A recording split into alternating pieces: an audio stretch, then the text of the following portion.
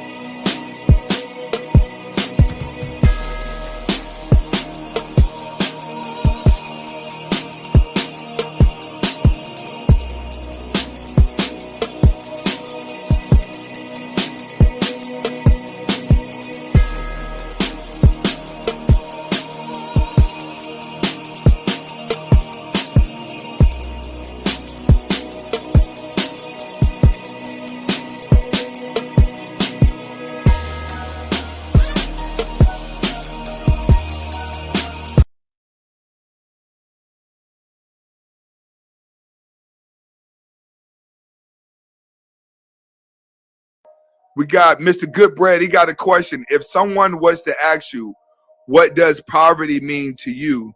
What would you say to them? Poverty means just poor, living below your means. Like, that's just, poverty is someone that can't afford to live. That's all it is. Ghettos is below normal standards of living. That's what it is. That's the main definition of poverty if someone was to ask me. Not really anything psychological, but just you don't have enough money to survive. What's poverty in the United States is not poverty over in Europe. It's not poverty in other countries. You want to see poverty? Go to India. You want to see poverty? Go to Syria. You want to see poverty? Go to certain parts of Spain. You want to see poverty? Go to Africa. You don't want to see poverty? Go down to your local ghetto in the United States. Go down there. That's not listen here. You could go to some of the most fucked up neighborhoods in Chicago. Even Miami got a lot of spots that just look like Iraq. For real. You can go to Louisiana, really see some ghetto ass places. You'll go to Detroit and be like, oh my God, this looks like shit. But then you'll go over to another country and be like, damn, this is poor. That's real talk. So in my opinion, if people really want to understand what poverty is, go to another country. They'll show you what poverty is. And then when you come back over here to the United States, you'll see why people don't mind moving 7 people into one building to survive, in one apartment just to survive. All right, big shout outs to Mr.Goodbread.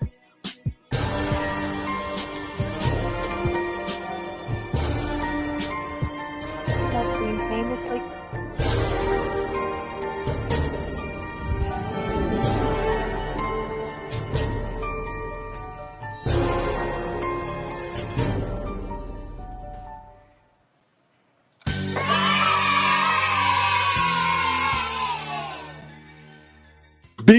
BT, what's going on, BT? Welcome to class. Good bread on the track. I'm running this bitch. You already know, man. We owe the people this. We owe the people this, man. Today we talking about poverty, man. We talking about how it was created and how you can escape it, yo. True story. You know what I mean? Y'all see the title though. The title says how irresponsible black women and black single mothers destroyed the black community, yo. It's a whole lot of black in there.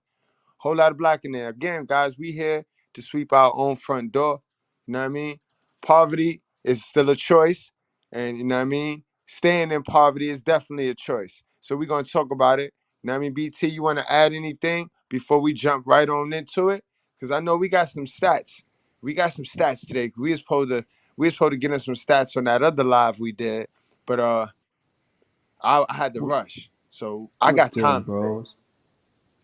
We talk a lot about, you know, black pride and innovation and the first black this and the first black that. But if we're so innovative, how come we're still lasting so many different things? How come we as a culture are the least married? How come we as a culture are the least likely to live in affluent neighborhoods? How come we as a culture have so many broken families and broken issues? How come we as a culture can't really point the finger at what exactly is going on? We already know that there's a lot of black men with issues, but who's pointing at our counterparts? That's a fact. And now let's jump right in because I want, you know what I mean? I want to be nice. I'm gonna be truthful. I'm gonna be truthful. So guys, hit that like button before we jump right on into how it was created, how poverty, the hood, the ghetto projects, how it was created. Y'all hit that like button, guys. Keep in mind that we don't cater to any groups, gangs, communities, religions, feelings, or emotions racist either. We cater to the truth, we cater to common sense, and we do not complicate it. Guys, that's like our pledge of allegiance over here. That's like our that's our disclaimer, guys. So now going further, going if you go any further, then you know what I mean, you be prepared to hear the truth and the whole truth. And it goes against what you was taught. I mean, you're gonna have to go back into the Mr.Goodbread library, into the School of Common Sense library, and find and discover those videos to let you know that a lot of the stuff, over 75% of the stuff you've been taught was a lie. And it benefited the person that told you this shit. So when you come here and you hear me talk, you're gonna be triggered. You're gonna say that's disrespectful. You're gonna say all types of shit because it goes against what your stupid ass mother taught you. That's the test right there. I'm testing you. You know what I mean? Over here, we take self accountability and we learn how to critically think for ourselves. We learn how to push past the trigger and the shit we don't like. Because, you know, we get a bunch of information. We get a bunch of stupid information from the people that love us the most. And that information can't do nothing for us. So over here, we learn how to get information. And all information is tools to help us get out of poverty and not be no victim. You know what I mean? So that's what we do over here. You know what I mean? But we bypass the shit that don't feel good because it's not gonna feel good. It's not gonna feel good at all. All right, guys. So let's get on in to how it was created. BT, you know how we do over here. I'm waiting for a female guest. You know what I mean? At any time, she's gonna pop in here. You know what I mean? Hopefully. You know what I mean? If in any event, if not, you know, the show must go on. We the leaders. You know what I mean? And I always tell you, ladies, you can roll. You are free to roll. You know what I mean? Especially my ladies that want to know why they wouldn't date a man like they brother. You know what I mean? But they got a great moms, but they wouldn't date a man raised by her. You know what I mean? Make So that make sense. right, make that make sense. But y'all ladies, y'all can roll, you know what I mean? Because you know I know, and you know I know. You know what I mean? So don't be like the ones that lie, and we know they lying, and them bitches still lie. Don't be like that. All right, come on, y'all. Let's roll. Let's get straight on down into the boogie, into the nitty gritty. All right, guys. This is gonna get spooky, guys. This is gonna get real spooky, but this is how the hood was developed. This is how the poverty was created. You know what I mean? I tell you all of the time. It's 50% circumstance. Yes, a lot of us, we wasn't we couldn't control the circumstance. You know what I mean? But the acceptance of that circumstance, the other 50% of poverty, we can control. That's what makes poverty a choice. You know what I mean? You can sit here and play the blame game, but us Goodbreads, remember, guys, once you enter these doors, the School of Common Sense, you are a good bread. All that other cap and them titles, save that shit for when you leave out of here. You know what I mean? You could be Tupac, you could be fucking Cardi B, you could be Karen, you could be the big homie, you could be all that shit when you leave this classroom.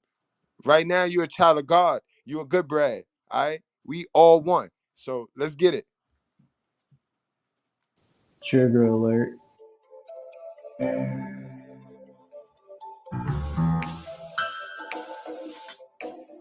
Of the strange research to come out of mid-1900s America, there is little with a legacy as enduring or as terrifying as the mouse utopia experiments. Taking place throughout the 50s, 60s, and early 70s, the grim fate of the subjects was published in the national magazine Scientific American, and the experiments themselves were largely taken as apocalyptic portents. In a post-war United States, the language used to describe the results, such as behavior sync, became synonymous with fears of an overpopulated world and violent, deviant behavior in cities. Today, they are preserved within fiction, such as Channel 4's conspiracy thriller Utopia and the classic animated movie The Secret of Nim. Our world, we can't change it. So what were the mouse utopia experiments?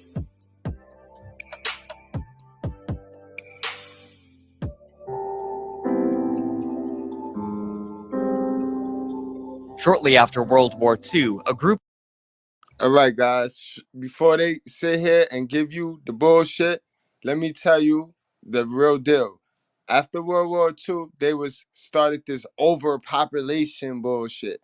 You know what I mean? So they started to try to see how can they control population. And this was one of the tests that they ran on us. They used us to run tests on overpopulation when it was never about overpopulation. This is how we got your Planned Parenthood, your Margaret Sanger. You know what I mean? She ran with this overpopulation shit. She used that to create the Planned Parenthood, guys.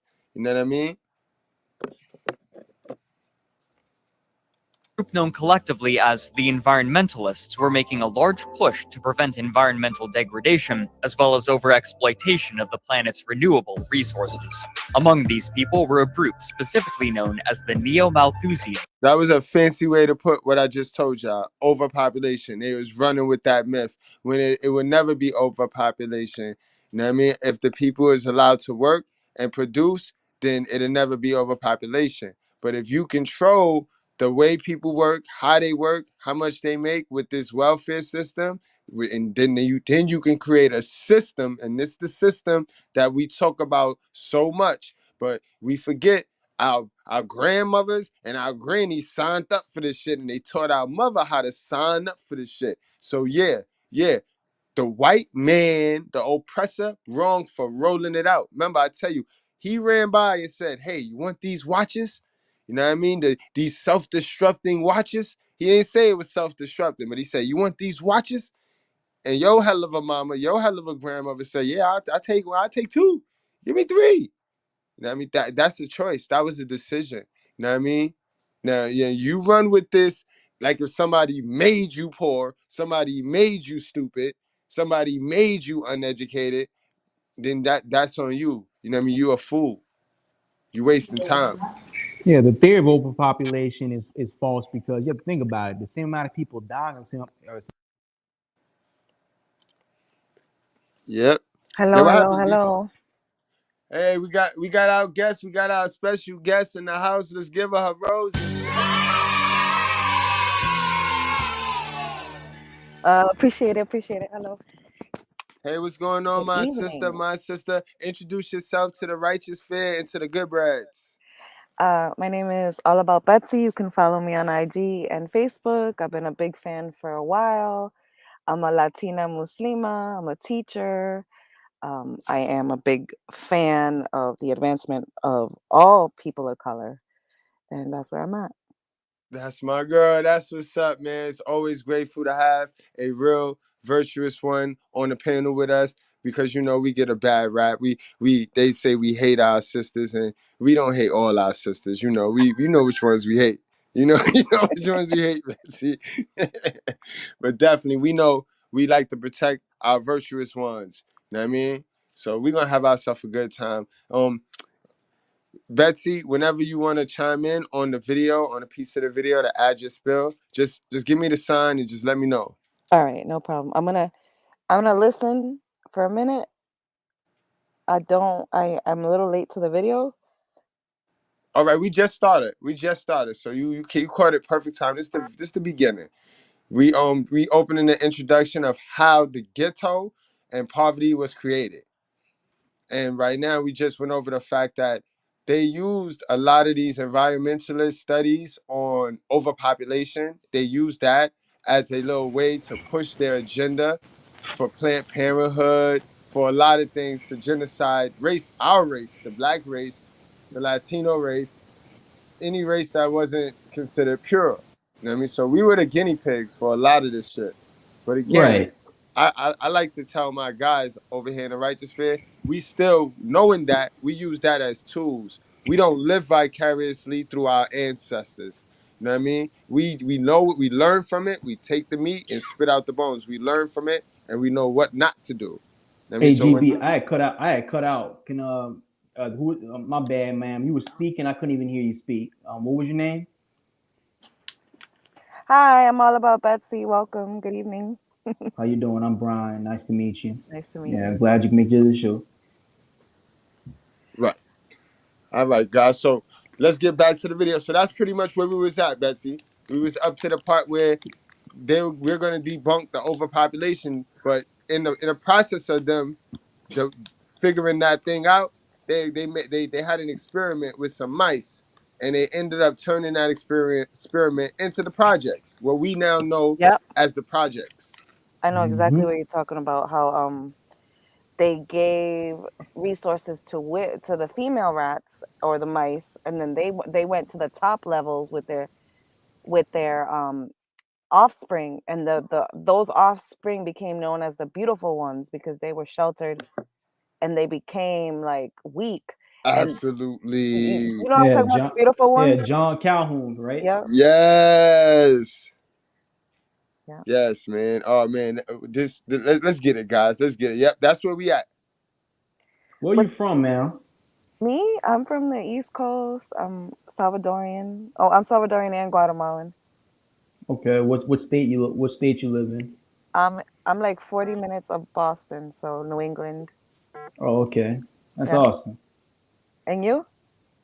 I'm from Baton Rouge, Louisiana. I'm from New Orleans, Nice. Louisiana, but I grew up in Baton Rouge, Louisiana. So back to the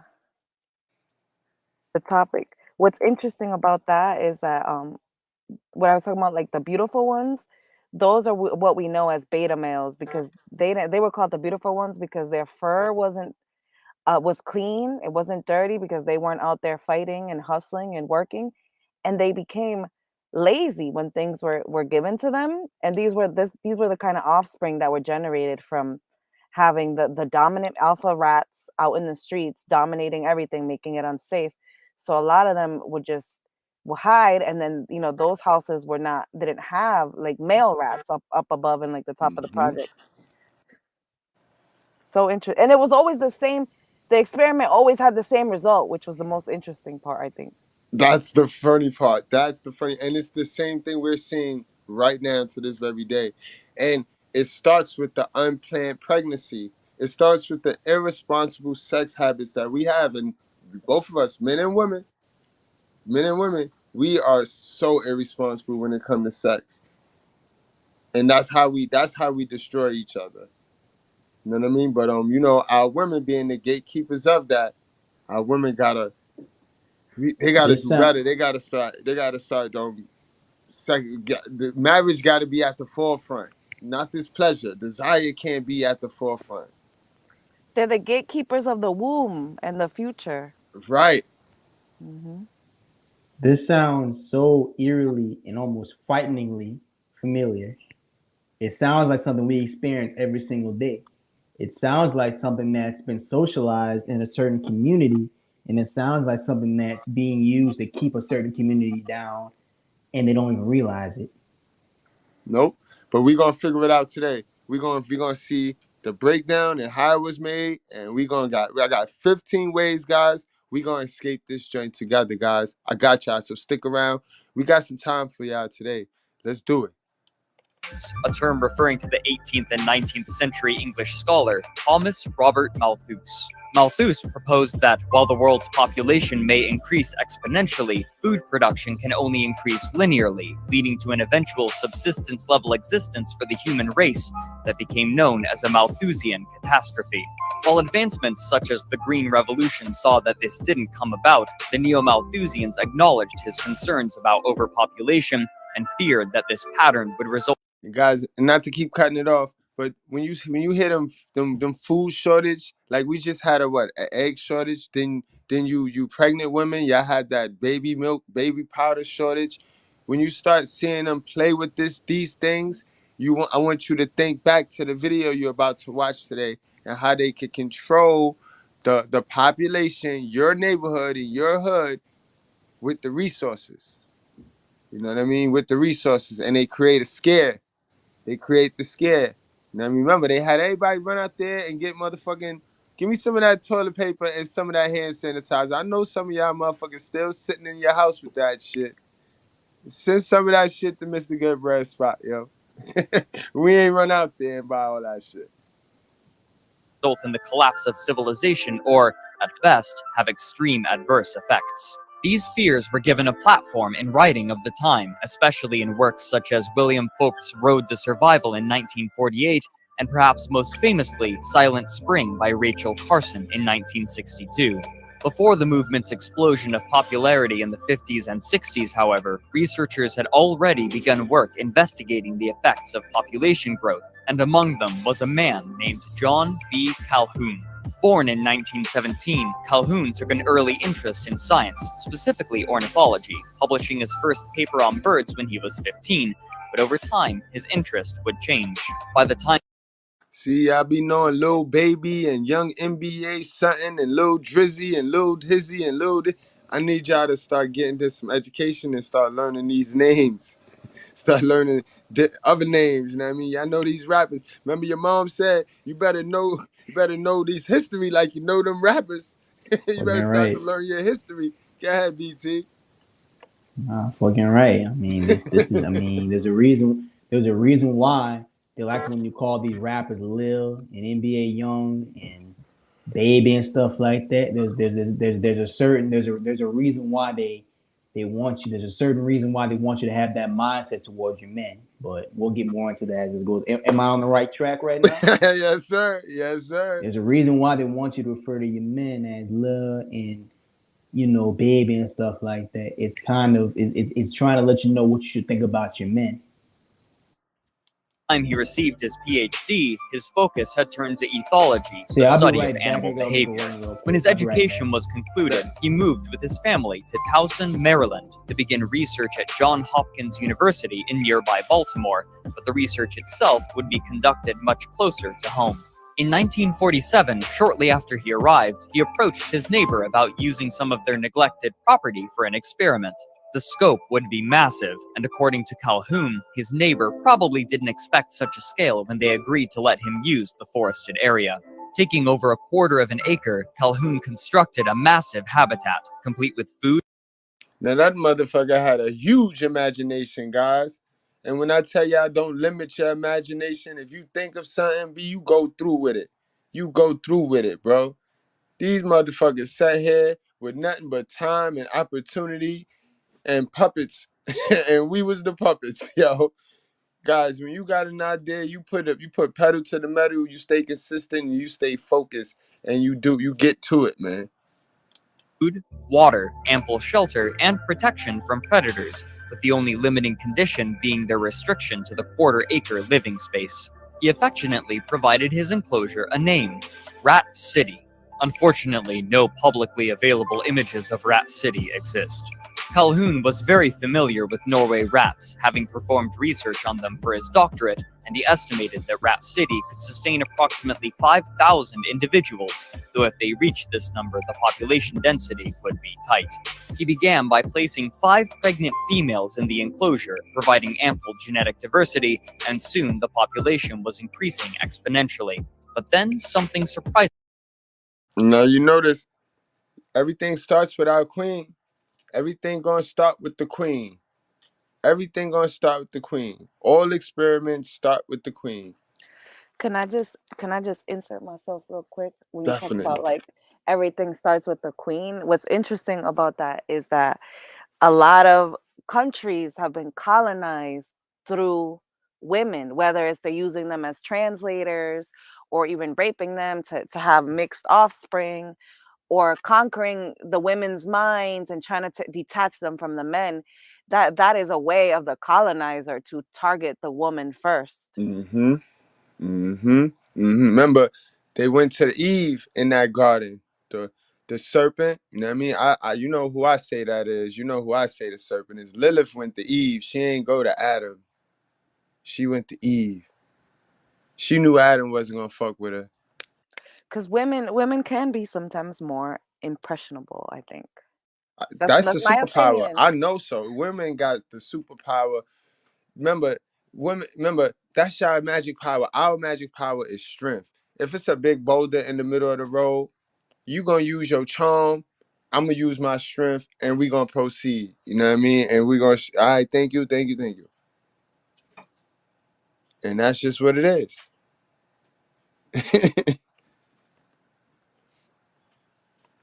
You still there, Betsy?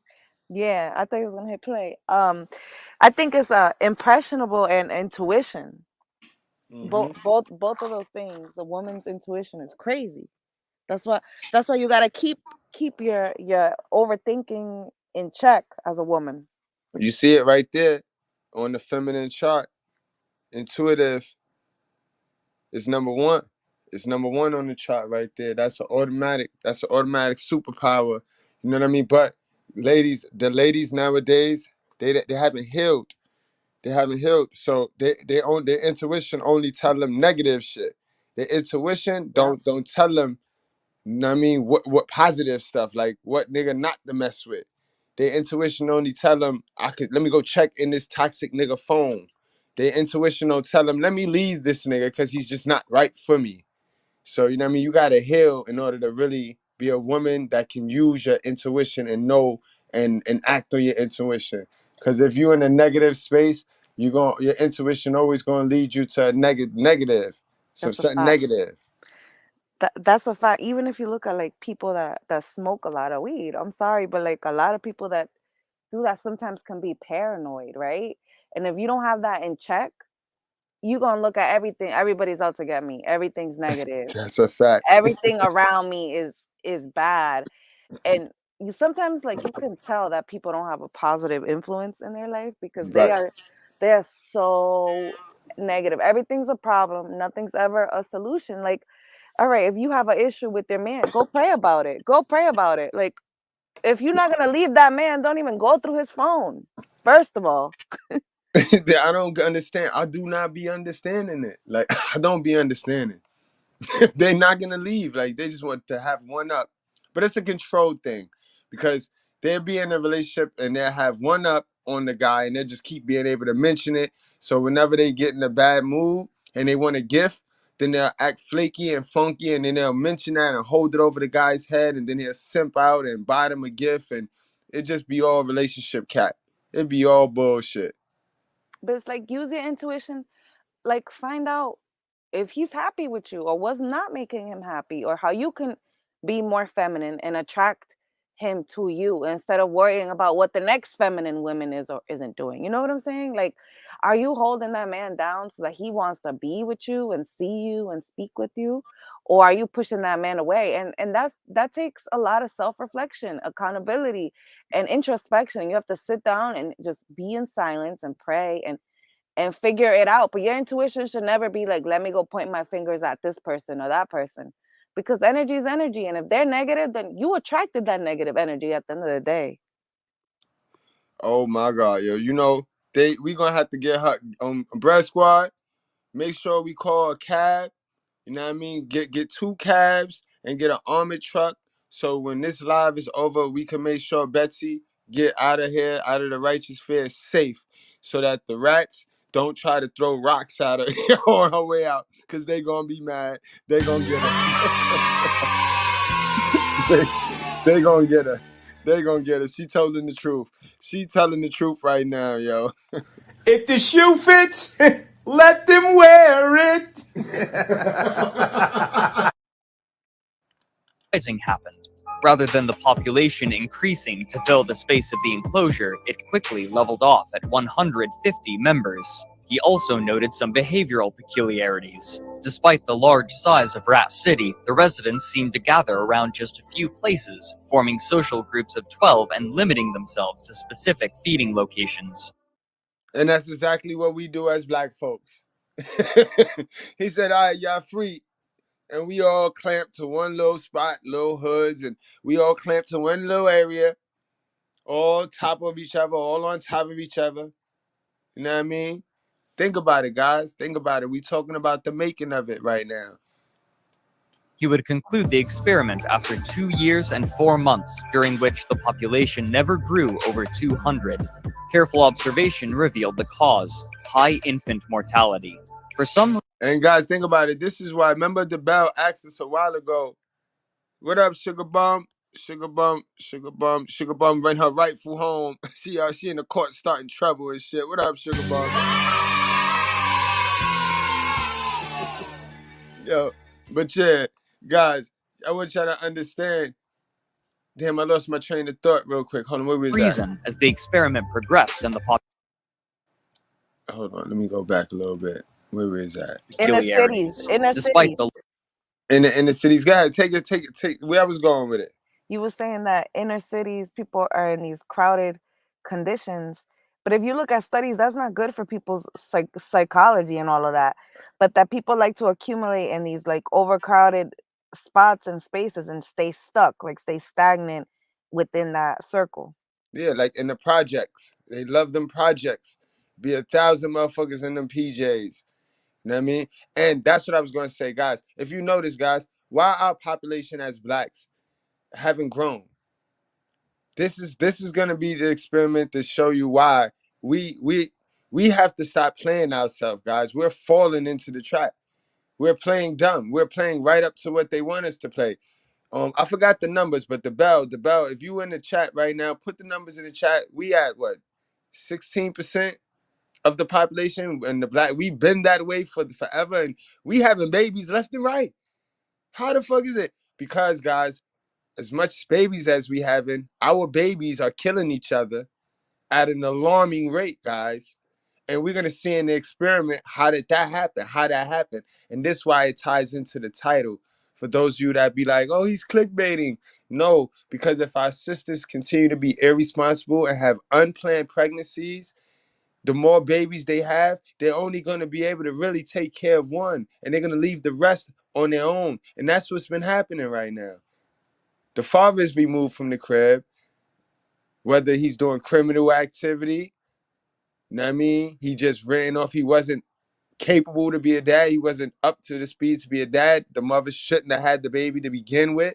You know what I mean, guys? We got to start taking some accountability, some personal accountability. Remember, we just saw yesterday the guy, he had 7 baby mothers, 7 kids, 7 baby mothers. You know what I mean? And you can clearly see that nigga retarded. So how is it that that man, who other men who can't even get one female, you know what I mean? And this dude gets 7. And I'm not gonna bash that dude. I'm gonna examine the 7 other female. It's 7 over 1. I ain't gonna pay attention to the 1. I'm a majority type person. Like, why I focus on the 1? He's a dummy, and we know he's a dummy. But now, if he's an embarrassment, then we got to hold the 7 other embarrassments accountable too. But let's get back to this, yo. It's getting deep, guys. It's getting deep. Get your pens out.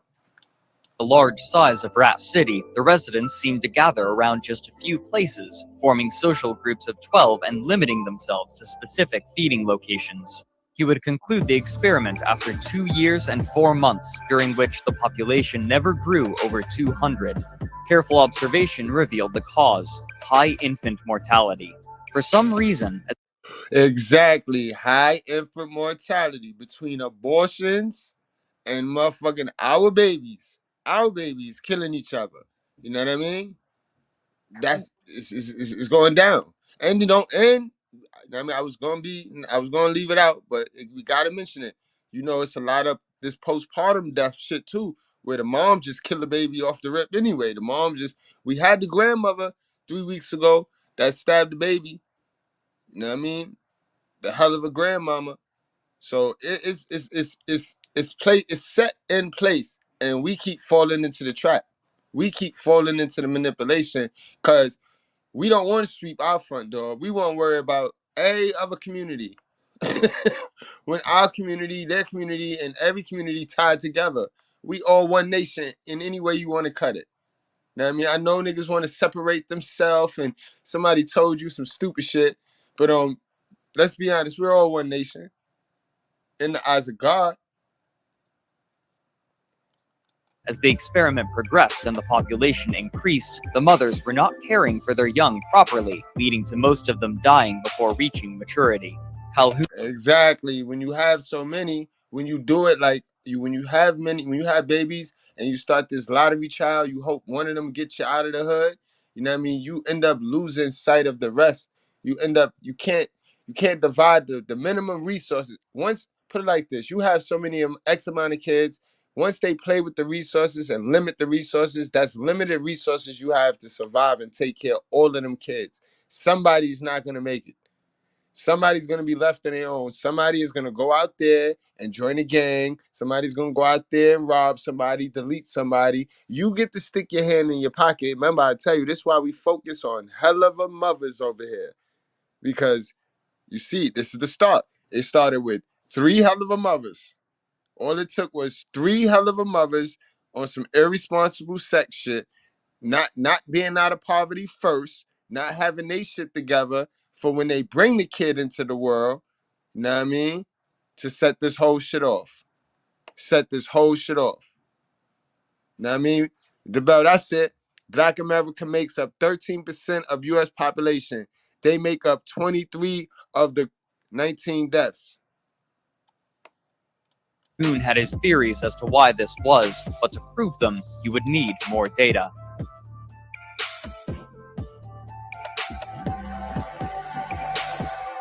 In 1954, about 5 years after his initial experiment concluded, he was hired by the National Institute of Mental Health, often shortened to NIM. Within the laboratory of psychology, Calhoun was given ample resources to continue his work. With a team, he began feverishly designing and constructing habitats, sometimes referred to as universes, where he performed numerous smaller-scale and more controlled versions of his original rat study on a domesticated strain of albino Norway rat. These rats would want for nothing. All physical needs for a healthy rat lifestyle would be provided for them, including food, water, climate control, and nesting material. Calhoun spent 8 years perfecting. There go your welfare system. There go your welfare system implemented in the 70s, guys. There go your welfare plan. Get them everything. Cheese. Remember we had the joke with the free cheese? You know why that was so ironic and so funny? Because what's a mouse favorite thing? Exactly, guys. And you know how we love that free cheese. We talk about it to this day. And I ain't gonna front. That shit was the best cheese, bro. That cheese was real. His enclosures and methods until finally, in February of 1962, an article of his writing was published in the magazine Scientific American. The article was entitled Population Density and Social Pathology. His opening paragraph ominously reads so, quote, In the celebrated thesis of Thomas Malthus, vice and misery impose the ultimate natural limit on the growth of populations. Students of the subject have given most of their attention to misery, that is, to predation, disease, and food supply as forces that operate to adjust the size of a population to its environment. But what of vice? Setting aside the moral burden of this word, what are the effects of the social behavior of a species on population growth, and of population density on social behavior? Unquote. To answer this question, he cited 6 of his experiments in particular, all with similar composition and concerningly similar results. The design of these habitats was simple. The layout was a rectangle measuring 10 feet by 14 feet, divided into 4 equal sections by electric fences. 3 of these fences sported bridges over which the rats could climb, while one fence lacked such a bridge, essentially creating one long space that wrapped in on itself. Each section was equipped similarly, with a food hopper, water, and nesting areas accessible by spiral staircases. But Calhoun, leveraging his experience with the rats, made special changes to encourage specific behaviors. He enticed the rats to use one of the center pens by making the spiral staircase to that pen's living spaces shorter than the others, though he admits this was a comparatively small factor. But the more insidious change was to their food supply. In half of the experiments, Calhoun supplied powdered food, but in the other half, he placed feeders of his own design, consisting of hard pellets behind a wire mesh. Half of his experiments began with 32 mice, the other half with 56 of each.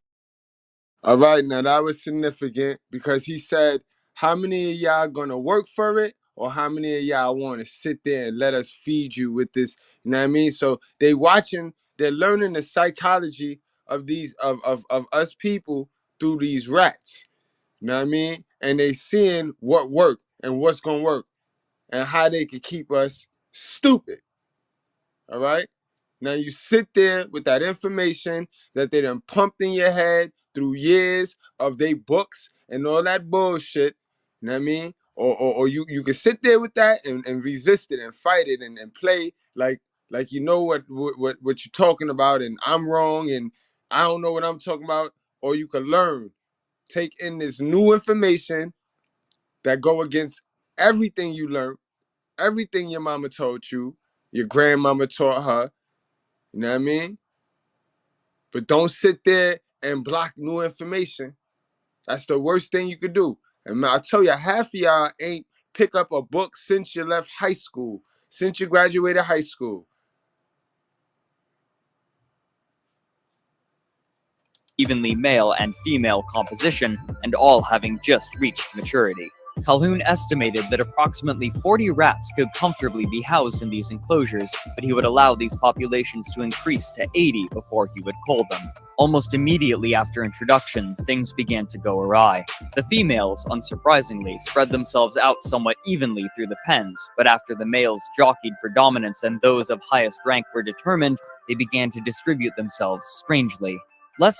It will always be a hierarchy within us males, guys. You could resist it. You could pretend that it ain't. You know what I mean? You could stay in your house behind the computers, behind them social media apps, and just lie to yourself all you want. It will always be a hierarchy, guys.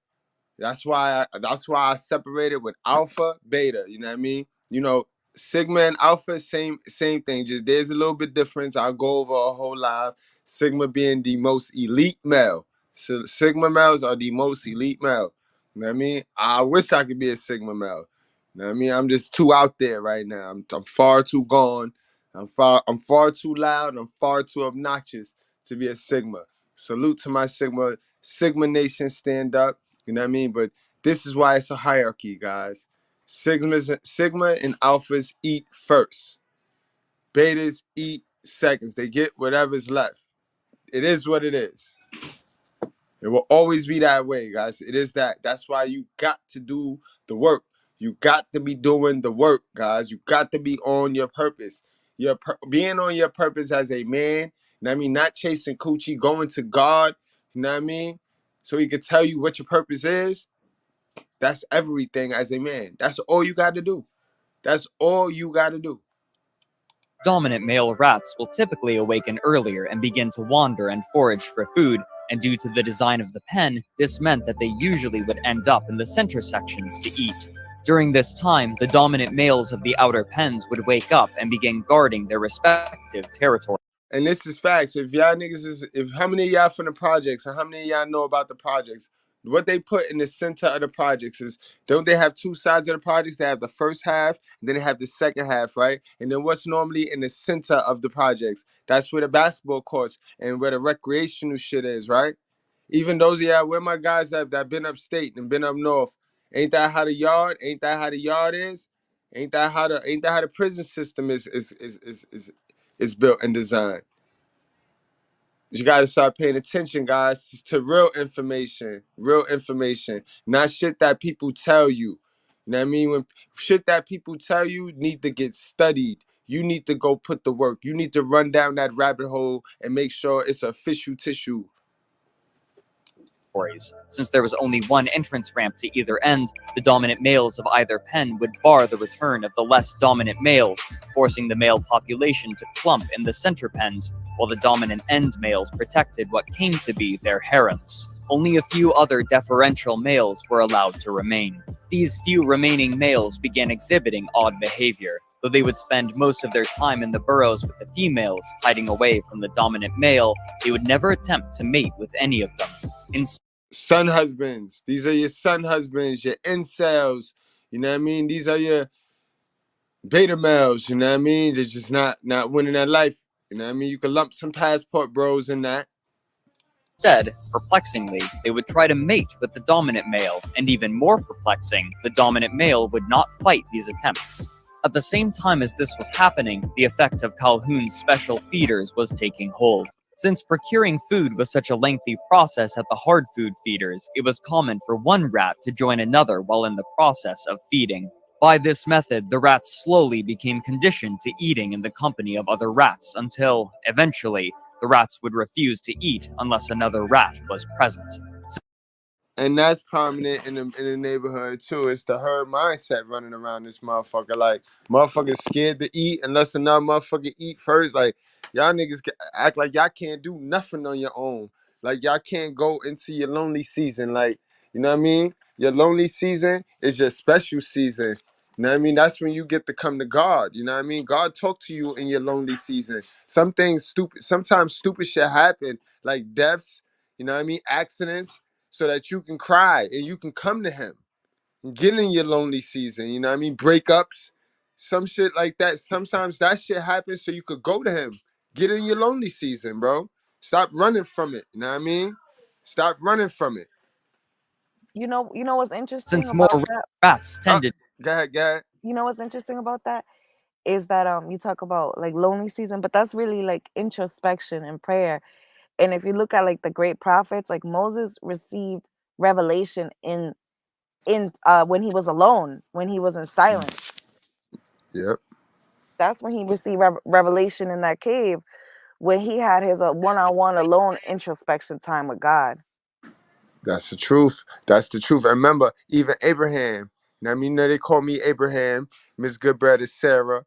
You know what I mean? But even Abraham, he was Dolo. He was Dolo Solo. He got the word Dolo Solo. He wasn't, he didn't, him and Sarah ain't get the word.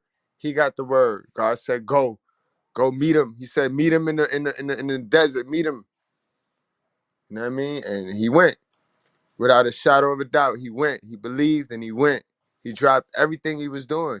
You know what I mean? I did that, Betsy. I dropped everything I was doing, and I'm here. I'm here. I'm annoying the devil. They don't like me. Yo, listen, we're going to make sure you get to that cab, Betsy. We're going to make sure you get right to that cab and home safe, because they God don't like willing. this shit. Oh, no, they don't like this shit. God willing. Man, and don't be no stranger. Don't be no stranger. You know what I mean? You always welcome back at the Righteous Fair, man. Appreciate it. No, and I appreciate like you saying that's how you elevate it in your solitude. You elevate in your solitude. Right. to be in the center pens, this behavior meant that, over time, more and more rats made their way there, further condensing them. This heightened the proximity of an already cramped population. In the experiments with the powdered food, this effect was far less pronounced. With these factors combined, Calhoun noted what he called a behavioral sink, or an increase in pathological activity in the rats due to the stress involved in such high population density. For the females, the behavioral sink manifested in reduced capacity for nest building and young rearing. Infant rats are extremely dependent upon their mothers for nearly all things. However, under the effects of the behavioral sink, the mothers would often be interrupted in their nest building practices to engage in some other social activity. Enters feminism, where the government saying zaddies say, hey, you want to make some pennies? Just come on up out of the house. You know what I mean? Come on and stop nesting the kids and do this thing right here for me. And don't worry about the kids. We got the kids. We'll put them in school. We got school systems getting built for you. So you'll be all right. You know what I mean? You'll be all right. Don't worry. Come here. You want these watches? We got these watches. We got these watches. You get what I'm saying, guys? You get where I'm going, guys? I'm trying to make it a joke, but it's some real shit going on here, guys. Real shit going on here. And you can play the victim, you can play the blame game, or you can play the risk game, and you know what time it is, and now you just move how you move. Move correctly. Move correctly now. That's what it's about. I'm not really here trying to trigger you. I'm just delivering this news, brutally honest, and you take it how you can take it, and you use it. Use it how you can use it. We all gonna use this information right here.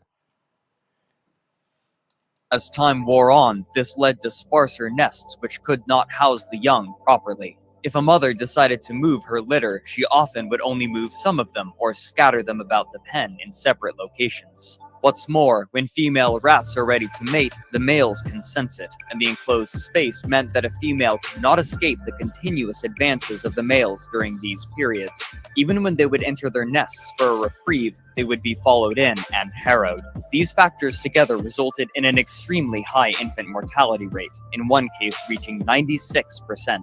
For the males, this manifested in different ways. The dominant males would occasionally lash out in violence against the other members of the pen, including infants, often biting and wounding their tails. Among the lower class males were three groups. The first he described as the homosexuals, which he immediately corrects as pansexuals, who would not compete for status but would often attempt to mate with any other rat, regardless of gender or age. Much like Now we know we got that in the hood. They done infiltrated the hood. They done infiltrated the hood with that. Y'all know, y'all see it. Like, come on now. I told you it was gonna get spooky tonight. It's Sunday. We came to tell the truth, right? We came to talk black community, our community. We came to clean it up, right? What do you like in say? the end. My bad. What What did he say about the women were being the children were being mistreated because the men just wanted to mate? But if we look at that, like, if we talk about single mothers, like, a lot of daughters are more likely to face sexual violence if a stepfather comes into a house versus the biological father. And that's a fact. That's a fact, man. Goddamn. Goddamn. And it just shows how the irresponsibleness, and again, both of us, both sides, men and women, irresponsible sexually, yo. Irresponsible sex led to the black community being destroyed. That's what fuels it. That's what fuels the black community. You know what I mean? The Teenage pregnancies, unplanned pregnancies. But the women being also, when the father is removed, there's studies that say that girls mature faster and they go into getting their period and ovulating at an earlier age. And that is also an interesting effect of not having the genetic biological father around, is that women mature at a earlier and earlier age. We're now at 12, 13. Even now, like with the food, you and then plus that genetic effect, you see that girls as young as 11, 12, 13 look like they 16, 17, 18. Yeah, I would admit that our children, girls and boys, are unprotected. They are unprotected right now. They're unprotected, and and they're incentivized. Their parents, the mother, the custodial parent, is incentivized to go unprotected. They give the custodial parent bread to come from underneath the umbrella and expose them kids to all types of shit, to like it showed in the experiment. You know what I mean? Nigga run up in the damn house. He don't give a fuck. He taking nips at the kids and all that. And it's hypersexual. You know we got them hypersexual demons in all races. But again, remember, the experiment started back with the three mothers, with the three mice. And then they had babies. And then he took those babies and put them to this enclosure. So it all starts back. You know what I mean? It all starts back to the parent. It all go back to the parent. It's by design, but knowing that, right? Knowing that there's a design against you, you gotta move more Yeah. righteously, more disciplined, and more militant. Yes. Yes. That's what we hear. That's look, we can close the show, guys. Y'all wrap up, strap up. That's what we talking about today, guys. End pens, these advances went unchallenged. The second group he described as somnambulists, who moved slowly through the pen without interacting with other individuals in any fashion, and the other rats, in turn, ignored them, except in rare circumstances. These rats, externally, he described as fat, sleek, and healthy-looking. But to him, the strangest group was the third, which he named the probers. These rats were hyperactive, hypersexual, and pansexual. Despite violence from the dominant males, they would viciously pursue females in heat, eschewing any. Don't be thirsty, y'all. Don't be thirsty. That's not a good look, yo. Look at that, yo. That's how they be looking too. That's how them hell of a son niggas be Guys, looking. don't be thirsty. It's not attractive at all. Don't be a thirst bucket. That's how them hell of a son niggas be looking, like, yo, like, bro. Where the bitches at? Where the bitches at, yo? Where the bitches at? We came to tell the truth tonight, right, yo? Hope none of my good breads is this rat right here, bro. Don't be this rat right here, bro. Don't be this rat right here. I can't fuck with you if you this rat right here, bro. You gotta get to some help. You gotta get to some help, bro. Sort of courtship ritual and following them into their burrows to mate. Later on in the experiments, they would often find the corpses of the improperly cared for young, which they would cannibalize. In time, one of Calhoun's assistants would publicly describe these pens as hell. At this point, Calhoun ended the experiments, but he predicted that these pathological changes would have eventually led to the deaths of the colonies.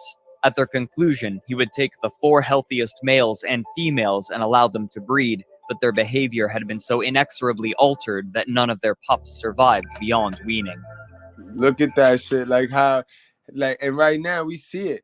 The mind of these single mothers, hell of a mothers, baby mama terrorists, the minds of these chicks is done. It's done. It's done.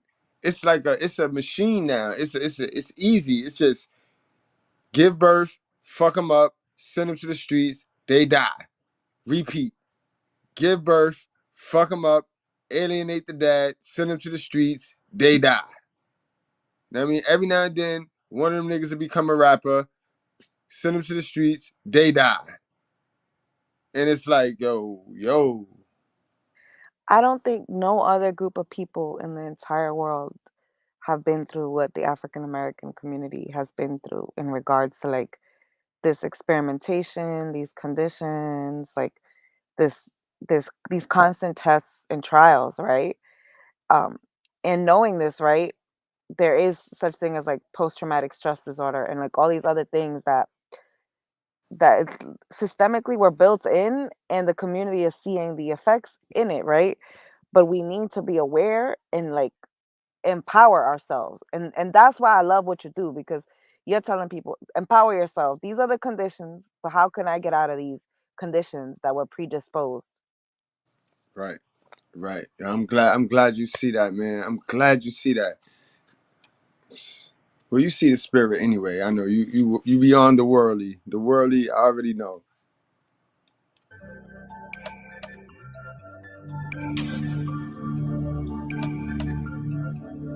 This short article enraptured its US audience, and the effects on both the scientific world and popular culture were immediate.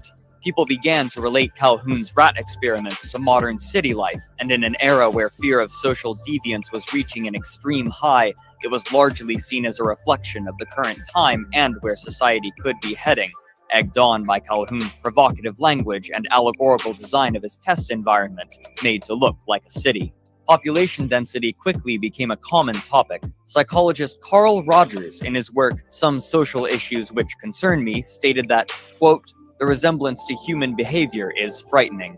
In humans, we see poor family relationships, the lack of caring, the complete alienation, the magnetic attraction of overcrowding, the lack of involvement which is so great that it permits people to watch a long, drawn-out murder without so much as calling the police. Perhaps all city dwellers are inhabitants."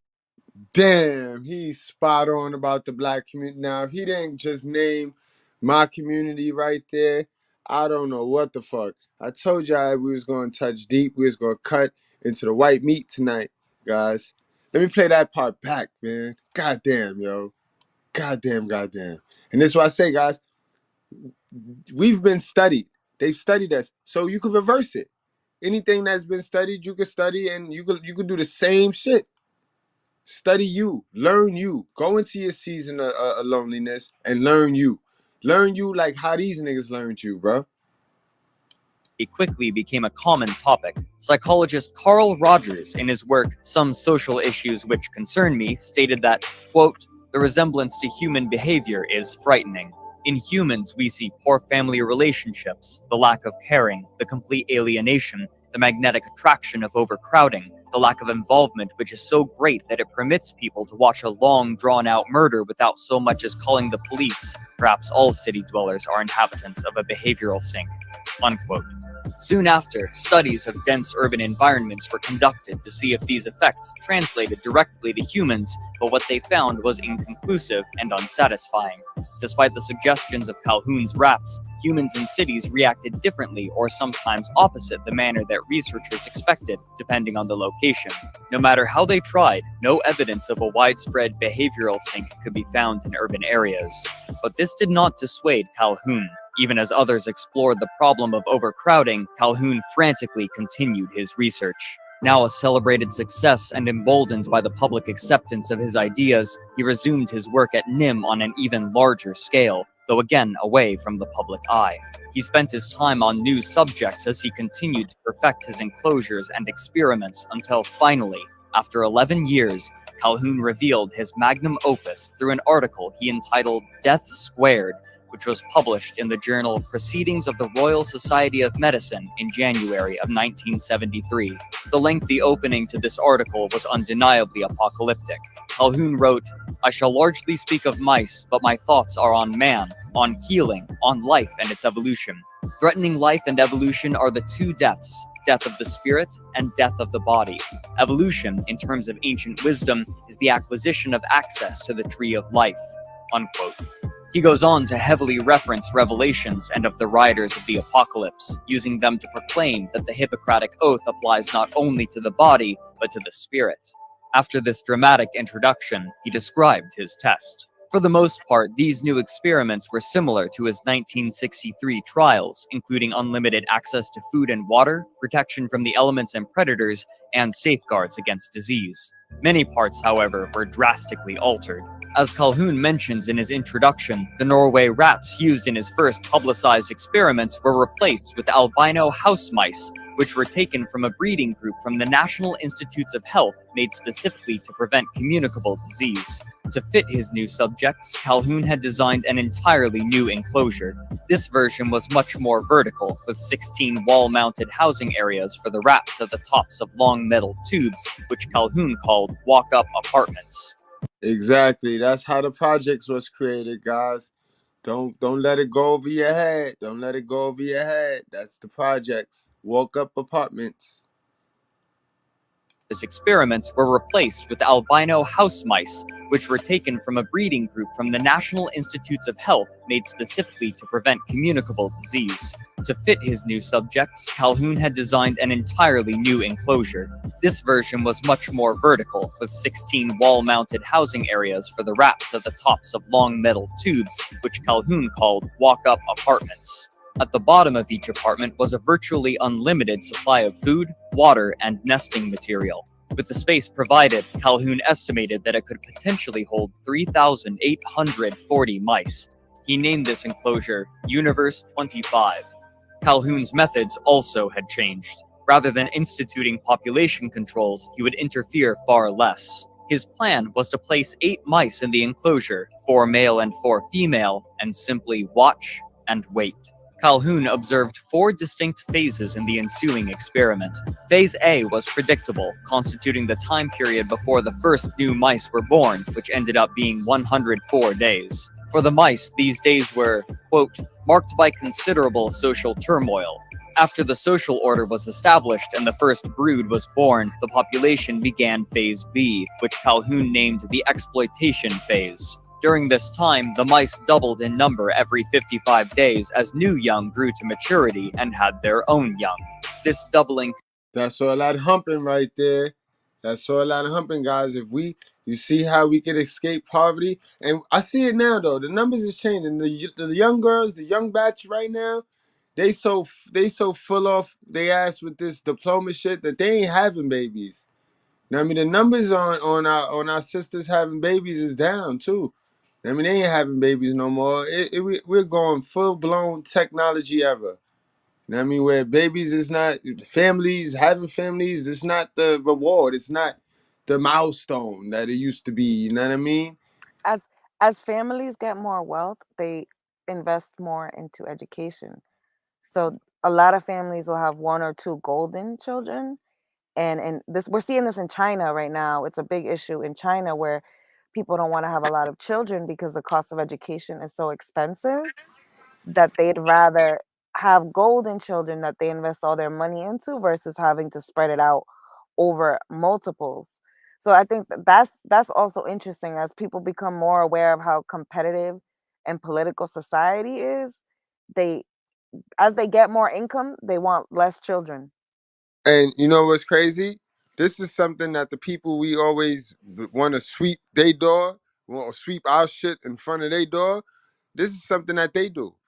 I mean, they do the same stupid, grimy shit, but they protect their ass. They cross their T's and they dot their I's. You know what I mean? They do exactly what you just said. We don't do. We don't do that.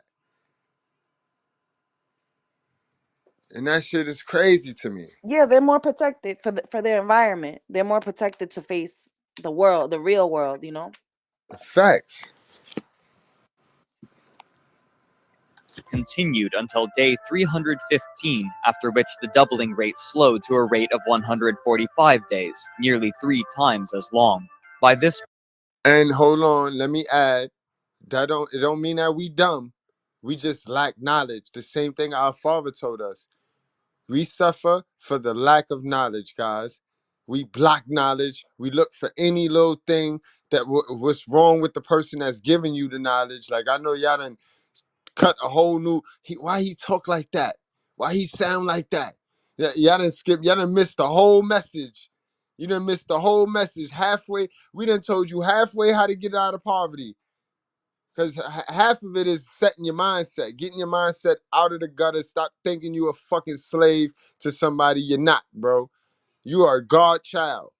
I mean, once you set your mindset right, then you ready to go and stick around. We got that. We got 15. We got 15 ways to escape it. We gonna escape poverty tonight, even if it's poverty of the mind. That's all I need to get you to get on. Once you escape poverty of the mind, you know what I mean? Then you ready to go. You are ready to go. All right, black people, bro, wake the fuck up, yo. Not knowledge of self. Right. That's Malcolm X said you got to start with knowledge of self. That's where you got educating the people first. Yep. Point, the different broods had clumped into one side of the pen, exhibiting the same sort of clumping as the Norway rats, but this time without any coaxing from Calhoun's designs. This change in the rate of procreation marked Phase C, which Calhoun labeled as the stagnation phase. This is when the most notable events occurred, and they eerily mirrored Calhoun's rat experiments. In a natural setting, those mice which find no social niche will leave the colony, but in this experiment, emigration was impossible, and so those forced. You see, and this is what is able to do today. He's talking about the passport bros. They'll leave the nest. They'll leave, but in his experiment, it was no way to leave. So now we're gonna see what will happen if they took away passports. If they remove passports, we will see what will happen now, guys. Are y'all paying attention? Don't let it go over your head. I'm gonna play that back. Can I say something? Even though I know that you're not Muslim, in the Quran there is something that says, that people are praying and complaining to God, like, oh, we were oppressed in the land, and the response is, the land is vast. Why didn't you go elsewhere? Right, right, right, right. Right.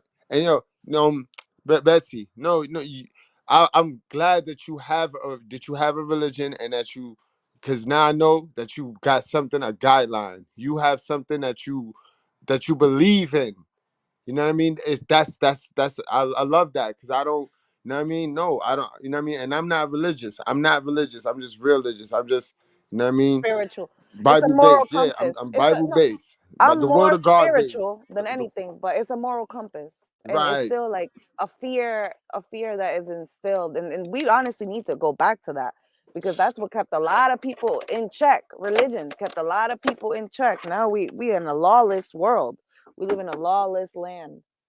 That's a fact. That's a fact, man. Beautiful. This is a beautiful stream right here. Beautiful stream right here. Nothing but the facts, nothing but the truth. And you see, it can be possible.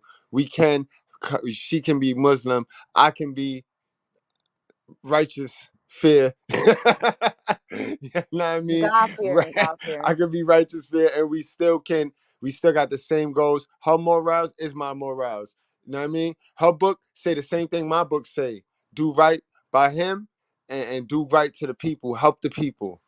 You know what I mean? All religions have that. All religions have that as a base. They just worship different, but all religions have that goal of goodness, community, and preserving life, dignity, wealth, family, preserving humanity. That's what it's about, preserving the people. Facts. Procreation marked Phase C, which Calhoun labeled as the stagnation phase. And this gonna be that phase that the Bell was talking about when he said we are at stagnation phase right now, guys. This is the phase we at 13%, stuck at 13%, and having babies and shit. We have mad babies in the motherfucker, but we stuck at 13%. So the next phase This is is when extinction, right? Yeah, the next phase is death. You know it. The next phase is death. You know, you see where it's going. You see where it's going.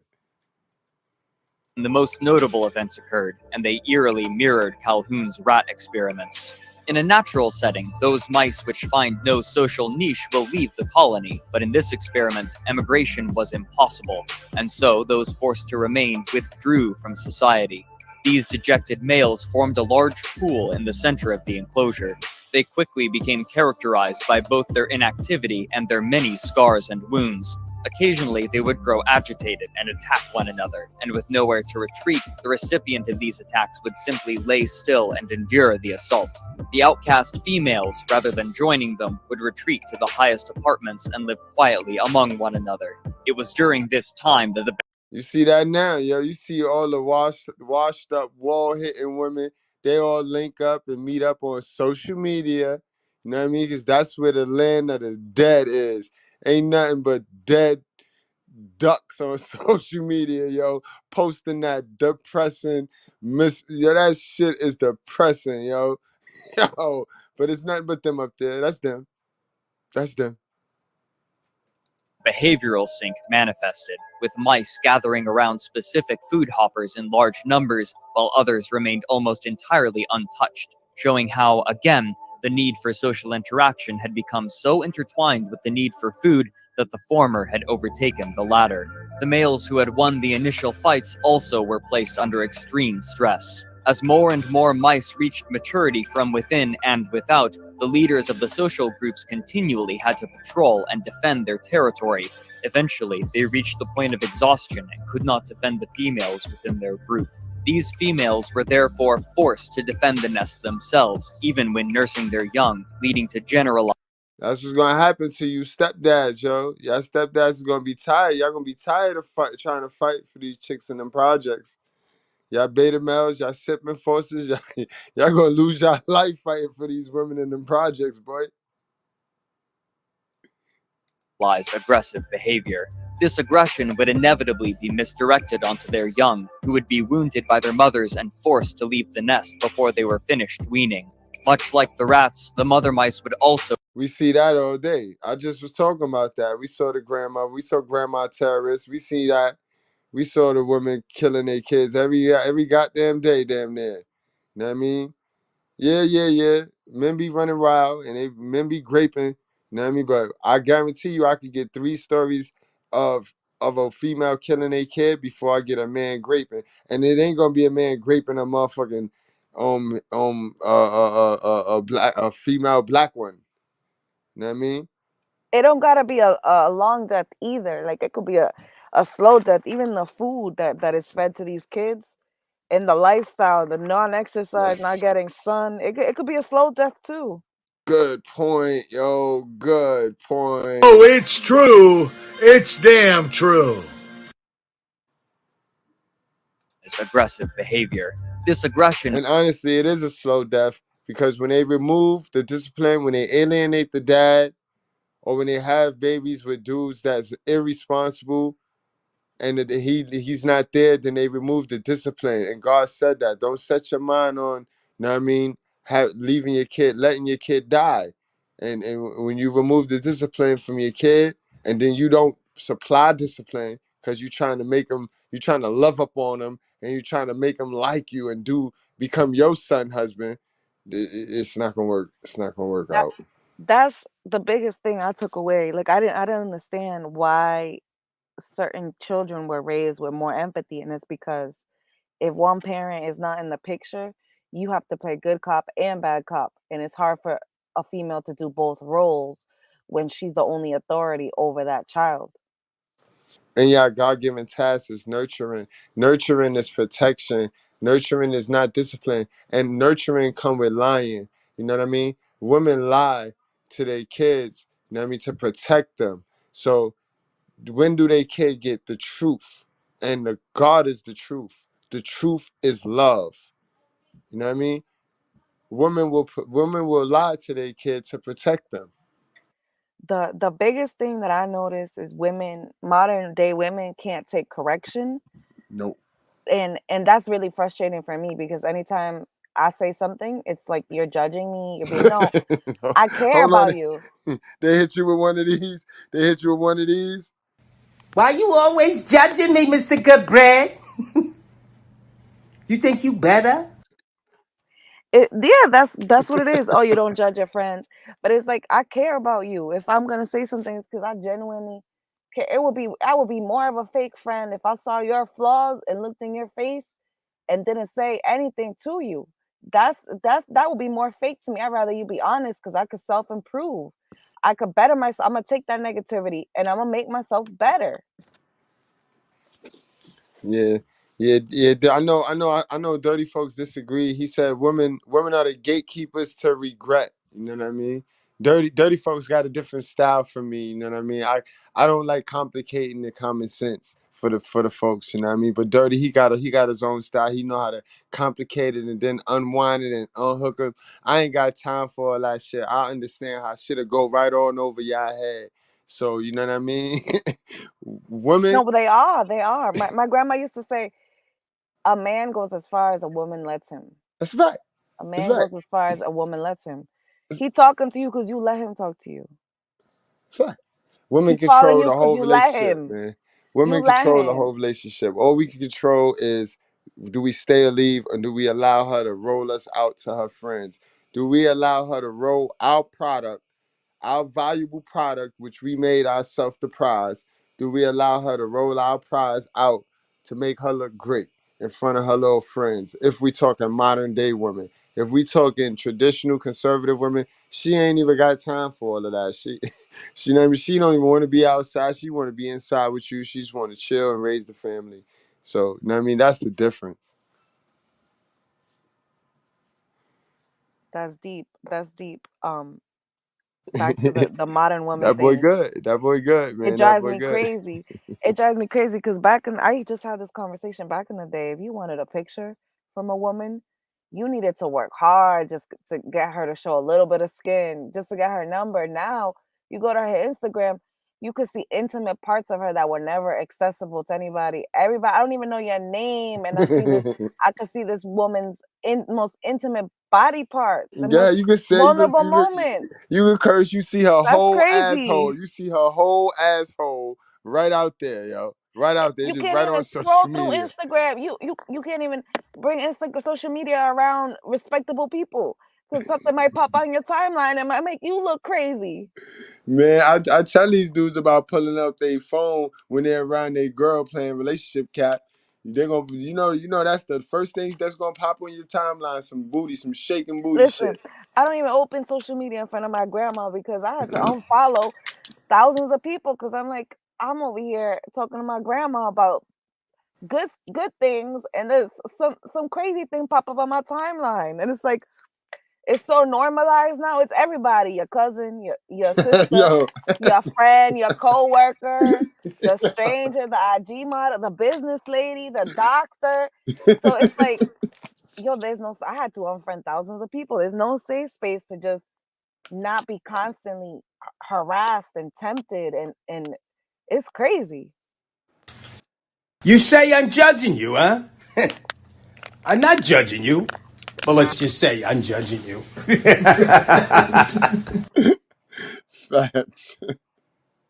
would inevitably be misdirected onto their young, who would be wounded by their mothers and forced to leave the nest before they were finished weaning. Much like the rats, the mother mice would also forget some of their young when moving from one nesting site to another. Due to the added stress of defending their territory, sometimes the mothers would reabsorb unborn mice in the womb, further reducing the fertility rates. Calhoun writes, "For all practical purposes, there had been a death of societal organization by the end of Phase C. Finally, there was Phase D, which Calhoun entitled the Death Phase. This phase was characterized largely by an entire generation of young who had been rejected by their mothers early and forced to leave the nest, and they were therefore unable to exhibit normal social behavior. This manifested in numerous ways." And we see that right now, yo. Is way too many prostitute girls, and it's way too many fake gangsters running around here with their pants hanging down off their ass. You know what I mean? They just don't know how to cope with life. You know what I mean? It's a whole generation of weirdos. It's so it's called behavioral sync, and it refers to the thoughts that have resulted from involuntary overcrowding, and people, in this case rats, they just became so antisocial they couldn't even function in society anymore. Like, they forgot their roles, even their gender roles. They forgot their family roles, community roles, friendship roles, all of that. They didn't know how to cope in society because they lost that human touch. They lost their spirit. Yep. And this dude, guys, this is why what I always tell y'all. I say unhook from social media. Stay away from women that are so addicted. If a woman is not on social media helping people, spreading a message, then you shouldn't even deal with her, guys. You shouldn't deal with her. If she's not making social media for her business, to do like-minded shit that you know about and you do, you shouldn't even mess with her, because this is what's separating us. Fellas too, fellas, I need y'all to stop thinking you your avatar. You is not your avatar, nigga. Unhook, unlog, log off and go the fuck outside, bro. Y'all getting into this deep state of depression, fucking around with this social media shit, bro. It's detaching y'all from who God created y'all and who God wants y'all to be, who God needs y'all to be. And then what also is doing is keeping y'all stuck in poverty, because it's keeping y'all stuck stagnant. You see how that's what destroyed the death. That's what got us to the death stage. And that's what's doing it to us right now. You know what I mean? We got to unhook. We got to tribe up. We got to go back into the population. We got to communicate. with each other. We gotta stop thinking we could do everything by ourselves. That by ourselves shit, I don't need nobody. I don't need a man. I don't need these bitches. That shit gonna be the death of you, kid. That's antisocial behavior. That's that individualism, that's that that's it. me mentality. Because I'm good anyways. I'm gonna eat without you. When in reality, other communities they have to work together to eat, Right. survive, And and thrive. and and it's hidden. It's depression hidden, and I don't give a fuck. I told them all week. That's been our lessons all week. How we depressed, bro. And a lot of us be depressed because our money ain't right. We haven't figured out the money situation. You know what I mean? And when we figure that out, we won't be depressed. But a lot of us hide, I don't give a fuck, and laughter, and everything funny, and this trolling shit, this new trolling shit that everybody doing. We hide depression behind all of that shit, yo. You know what I mean? When the women be getting triggered and start jumping at every post, or when you post something that's for their benefit and they find a way to make it into like you attack them, that be triggered. Niggas gotta heal, bro. And it come from that one relationship that turned niggas into a new person. It come from that one hypersexual relationship, being hypersexual, and got your heart broke, playing this love shit, and now everybody is an evil person. Everybody is that person. You know what I mean? Now your intuition want to tell you everything wrong. Your intuition don't tell you to go get your ass some help, though. You need motherfucking help. You know what I mean? Fact. But this is the shit that we do as a Hurt community. people, hurt people, hurt people, hurt Right. people. And then we built on a right. Then we built on the lie, and nobody wants to tell anybody the truth. You think somebody can have this conversation, a man and a woman in the community that busted open for each other can have this conversation that we having? Do we agree with every single thing we think of?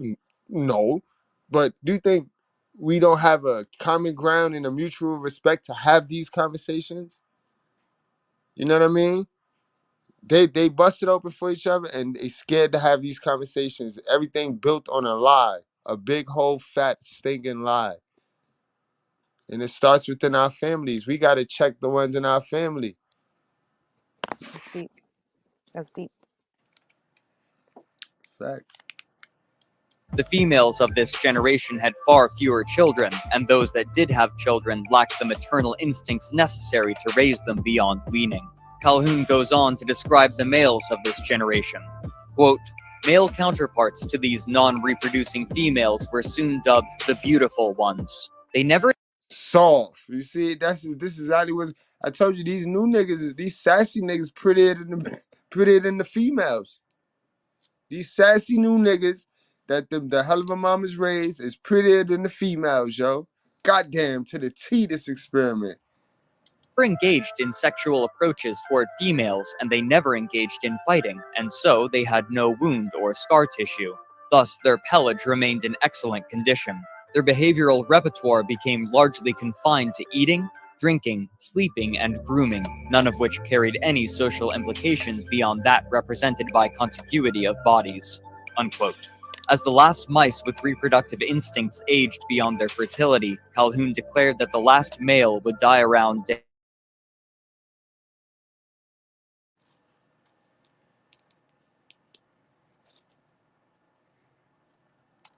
It's paused. Was published, the colony was still technically alive, though its final fate was practically sealed. Calhoun closed his article with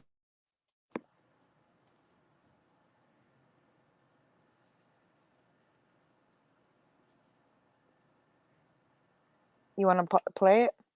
Yeah.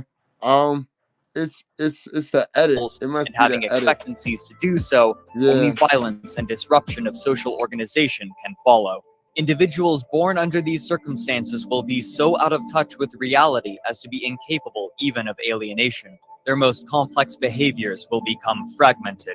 Acquisition, creation, and utilization of ideas appropriate for life in a post-industrial, cultural, conceptual, technological society will have been blocked. Just as biological generativity in the mouse involves this species' most complex behaviors, so does ideational generativity for man.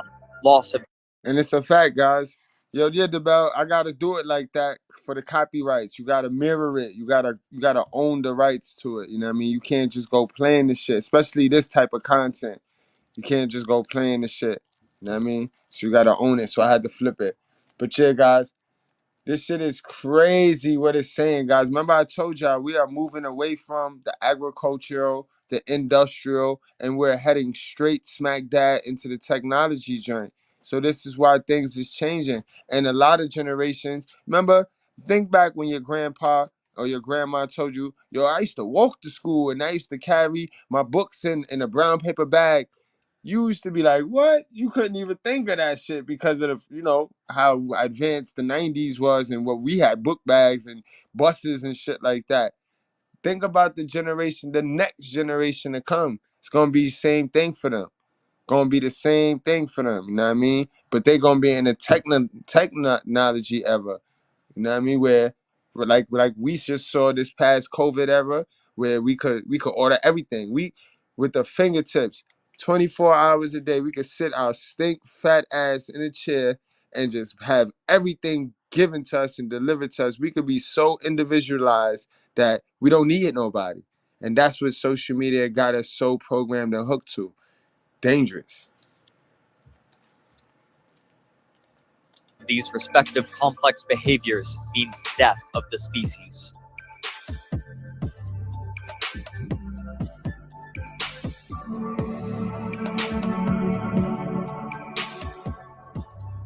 But even as Calhoun was performing his research on mice, others had been at work applying his theories to humans. By this point, researchers had moved to more specific locations of overcrowding rather than the generalized location of cities, testing the effects on students in dormitories and patients at hospitals. But the most fruitful example they discovered was in prisons.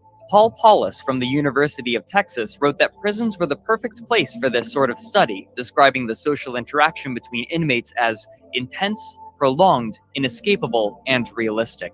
The prison in the study also offered the closest analog to Calhoun's rat experiments, since the prisoners could not escape the company of others, even in their communal cells. There, they found connections between over-socialization and suicide, violence, psychopathy, and stress. After such studies, environmental psychologists began to discover the problem. They identified two different kinds of density: physical density and social density. Physical density was the amount of space per person, while social density was the number of individuals occupying the space. They found that social density was the much more important factor, as individuals in high social density were unable to control their interactions with others. Based on this research, human environments could be designed to at least partially mitigate these issues, allowing those living within them the privacy they needed to maintain healthy social interaction. Outside of scientific discourse, Calhoun's rhetoric has maintained its strength through the years, with different groups of all political persuasions bending his results to support their views on social degradation, however they may define it.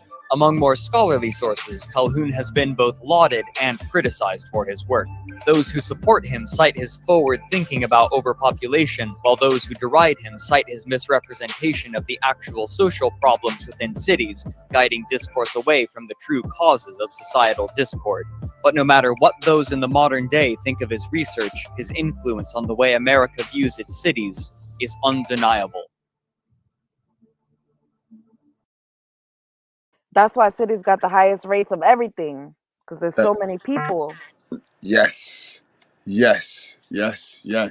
Beautiful, beautiful, beautiful piece. And we're going to get straight on into the next segment of the show, guys. You know what I mean? We're going to get straight on into the next segment. How to escape that bullshit, man. How to escape it. We got to identify it. We got to call it out. Guys, we got to call it out. And this is the information that, a lot of people will say the white man don't want you to know. You know what I mean? This is the white privilege, guys. Remember, I have an advantage to be around these individuals and learn from them. And that's my goal. My goal is to learn all I need to learn and stay and remain who I am and share it with the people. You know what I mean? I'm going to learn what I learn and share it with the people, but remain who I am. And this is what it is, guys. Get your advantage on. Get your white privilege. Get your pens out. You know what I mean? Get your pens out and let's go. has been famously quoted as saying, "If you're born poor, it's not your mistake. But if you die poor, it is your mistake." Now, whether he genuinely said that is another story, but we're going to use this quote misquote in our video today and break it down into 15 cases where it rings true. Number 1. When poor, you choose a little money right away rather than a lot of money later. Absolutely, guys. You can't be thirsty, bro. What you already at the bottom. What's going, what you missing? You know what I'm saying? What are you missing by stacking your money? Stop competing with people. Stop trying to be in the look at me show in the rat race. You know what I mean? Keeping up with the Joneses and the Kardashians, and stack your money. I told you, if you go monk mode for 6 months, you'll be able to stunt for about 2 years straight. You know what I mean? You want to add anything to this one right here, Betsy? When poor, you choose a little money right away rather than a lot of money later? Yeah, that makes sense. It's like you don't see the big picture. Like Mm-hmm. in regards to a lot of, but I know a lot of people that are born into poverty have to work. They can't play the long game sometimes, right? But that's Right. when you got to make sacrifices. A lot of people, they don't have the education or the credentials or whatever, so they got to take something, the easy way, the shortcut, the fast way, Right. instead of investing into themselves. And you said something that was key right there. They got to make sacrifices. And that's where the lack of knowledge have them make the wrong sacrifice. They tend to sacrifice the money instead of the time. All they got to sacrifice is the time, but when they're sacrifice the money, and then they'll be trapped in the same situation, got to get the money to, you know what I mean? And that's why it's always about the money. It's always about the money because they don't know where to sacrifice, but we got them. In our video, 15 Reasons Why Being Poor is Expensive, we mentioned Donald Glover's Atlanta and why the poor stay poor. There, we said a guy needs quick money and wants to trade in his phone. A friend suggests trading up until he gets a far greater return. The problem is, he needs money right now. The friend is trying to help him by showing him with time he could make $6K by trading up his phone. However, the poor guy says, "I'm poor, and poor people don't have time for investments because poor people are too busy trying not to be poor." Hey, Luxers, it's not a choice with many options, but it's a choice nonetheless. Number 2, when poor, you take on a second job to cover the bills. Right. And again, you're going to sacrifice time. You know what I mean? You're going to sacrifice time for money. You know what I mean? Want to add something to this, Betsy? When poor, you take on 2 jobs to cover the bills. That's damaging, though, because now what time do you have for yourself? Yeah, that's what I thought they were going along. Instead of investing in building a business, being self-employed, you working for somebody else. Yeah, that's where I thought it was going, but let's see. The late Willem de Kooning sums it up perfectly. The trouble with being poor is it takes up all of your time. And that's the reality for poor people. Poor people often have to work 2 or 3 different jobs to try and cover their bills. And yet the thought of getting a better paid job doesn't crop up, because often poor people truly believe they don't deserve the better paying job, or are stuck in the poor mentality cycle that they're unable to be anything but poor. And if the And that's a fact, guys. And that's why I said we going to get y'all to get out of the poverty state of mind. Once you escape the poverty state of mind, then you halfway out the door. You halfway out the door, guys. the rhetoric of the poor always stay poor continues, it discourages people from trying. Why should they even bother when they're going to stay poor anyway? Number 3, poor people don't understand the value of time and opportunity cost.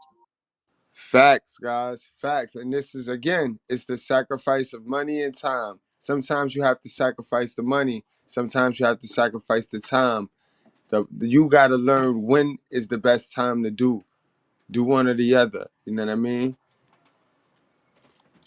Here's the scenario. A poor person gets the option to work a 10-hour shift for $100 or a 5-hour shift for $75. The poor person will automatically choose the 10-hour shift because earning $100 is $25 higher than $75. However, the rate per hour drops dramatically when you work out the hourly rate of both shifts. The value of time doesn't come into the equation. So instead of only working 5 hours and being able to invest the additional 5 hours elsewhere, a poor person is trapped in the shift for 10 hours, then too exhausted to work on anything more profitable when the shift is over. This causes the cycle to repeat and enables a poor person to remain poor. Choosing the 5-hour shift would enable the person to be more rested, be available for new opportunities or upskilling, or have more time available to pursue different ways of earning an income. And facts. And see, a lot of poor people, when they see somebody get a come up or a rich person, they say lucky. Lucky is just opportunity, you know what I mean? And being in the right place and being prepared. It's opportunity and preparation. You know what I mean? When the opportunity come, you are prepared for it. See, a lot of poor people, a lot of black people in the black community, they spend all of their time doing bullshit and focused on bullshit. When the opportunity come, they ain't got it. They ain't got it because they spent it on some bullshit that wasn't worth nothing. Wasn't worth a damn. Was And now interesting. they back to hating and thinking life shitting on them and everybody else getting better than them. And when it's just they missed their opportunity because they wasn't prepared. If you around people that is worth something, you could always find something. Even if you selling these people meal kits, even if you taking pictures. If everybody got a network, people should be able to go to you. I need a haircut. I need I need this meal. I need some daycare. Like you should always be able to provide a service to your community so your community goes to you for that service. And see, you is A-Lux ready because I would have swore KDH. Did you slide Betsy, the answer key, before the show? Because she's on to something. Whole lot thought. We keep that in mind. Keep that in mind. Keep that in mind. Number 4, poor people work themselves to death. We've Now I done told y'all this, guys. Stop with this hard work, hard work, hard work. Everybody works hard, guys. Everybody works hard. You know what I mean? But what you working hard on? That's the important thing, guys. What you working hard at? Oh, ownership. People need to work hard at ownership. Facts. I told them Ownership. earlier. This is what we going. Now I gotta stretch it. Now I gotta make next week all about company policy and how to get up off of company policy. That is slavery. That is chains of slavery. And that's guys. You for especially you guys in a relationship, Cap. That's the backup. Like when you think you're escaping, that's how she gonna get you. You tied to company policy. They got all your information, all your business. That shit tied to the courts. You know what I mean? Directly tied to the courts. That's a chain of slavery right there, guys. Yeah.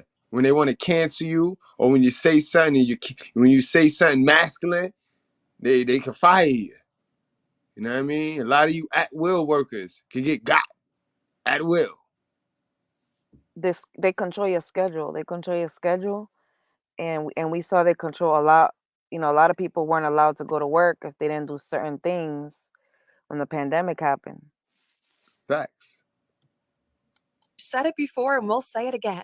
If hard work equaled success, then miners, cleaners, and factory workers would all be mega wealthy. But it doesn't work that way.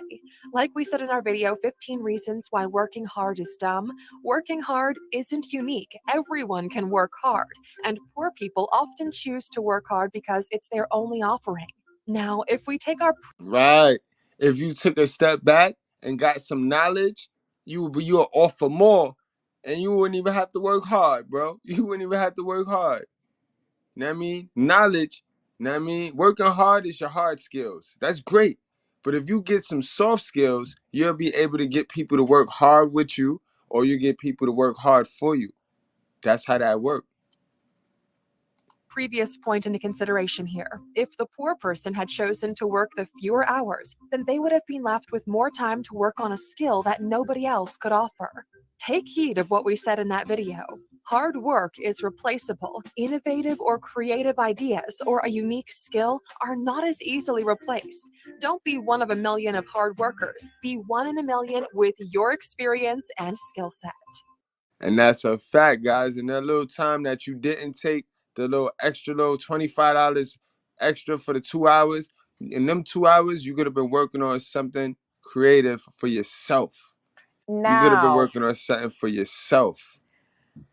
that's now though. That's because we're away from an agricultural society and we have enough people that could build the food system and all of that for us, that we could have people that can focus on ideas and thoughts and technology. But if we lived in an agricultural society, hard work would be very valuable. But it's just that's not our economy. That's not our system. That's not 2023 anymore. Right. And the faster we get up to date, the better we is. And that's what I tell them all the time. Don't be living vicariously through Kunta Kinte, Rosa Parks, Harriet Tubman, Malcolm X, all that shit. Don't be living vicariously through them. They had their time to shine. It's our time. And we in 2023. It's pieces, it's tools, it's things around us, it's good people around us. Let's get to work. Let's get to work. Number 5. Poor people choose the allure of get-rich-quick schemes. We've And that's a fact. This is the fake wealth shit. Guys, why are we faking wealth? Why are we faking it? Or that's a lot of energy it takes. It takes a lot of energy and it takes a lot of money to fake rich. When you can put all that money into actually really getting wealthy, really gaining wealth. Longevity. Right. You want to add anything to that, Betsy? I got a lot to say about that. I feel like a lot of people invest into big name corporations before they invest into their brother, their sister, their mother, themselves.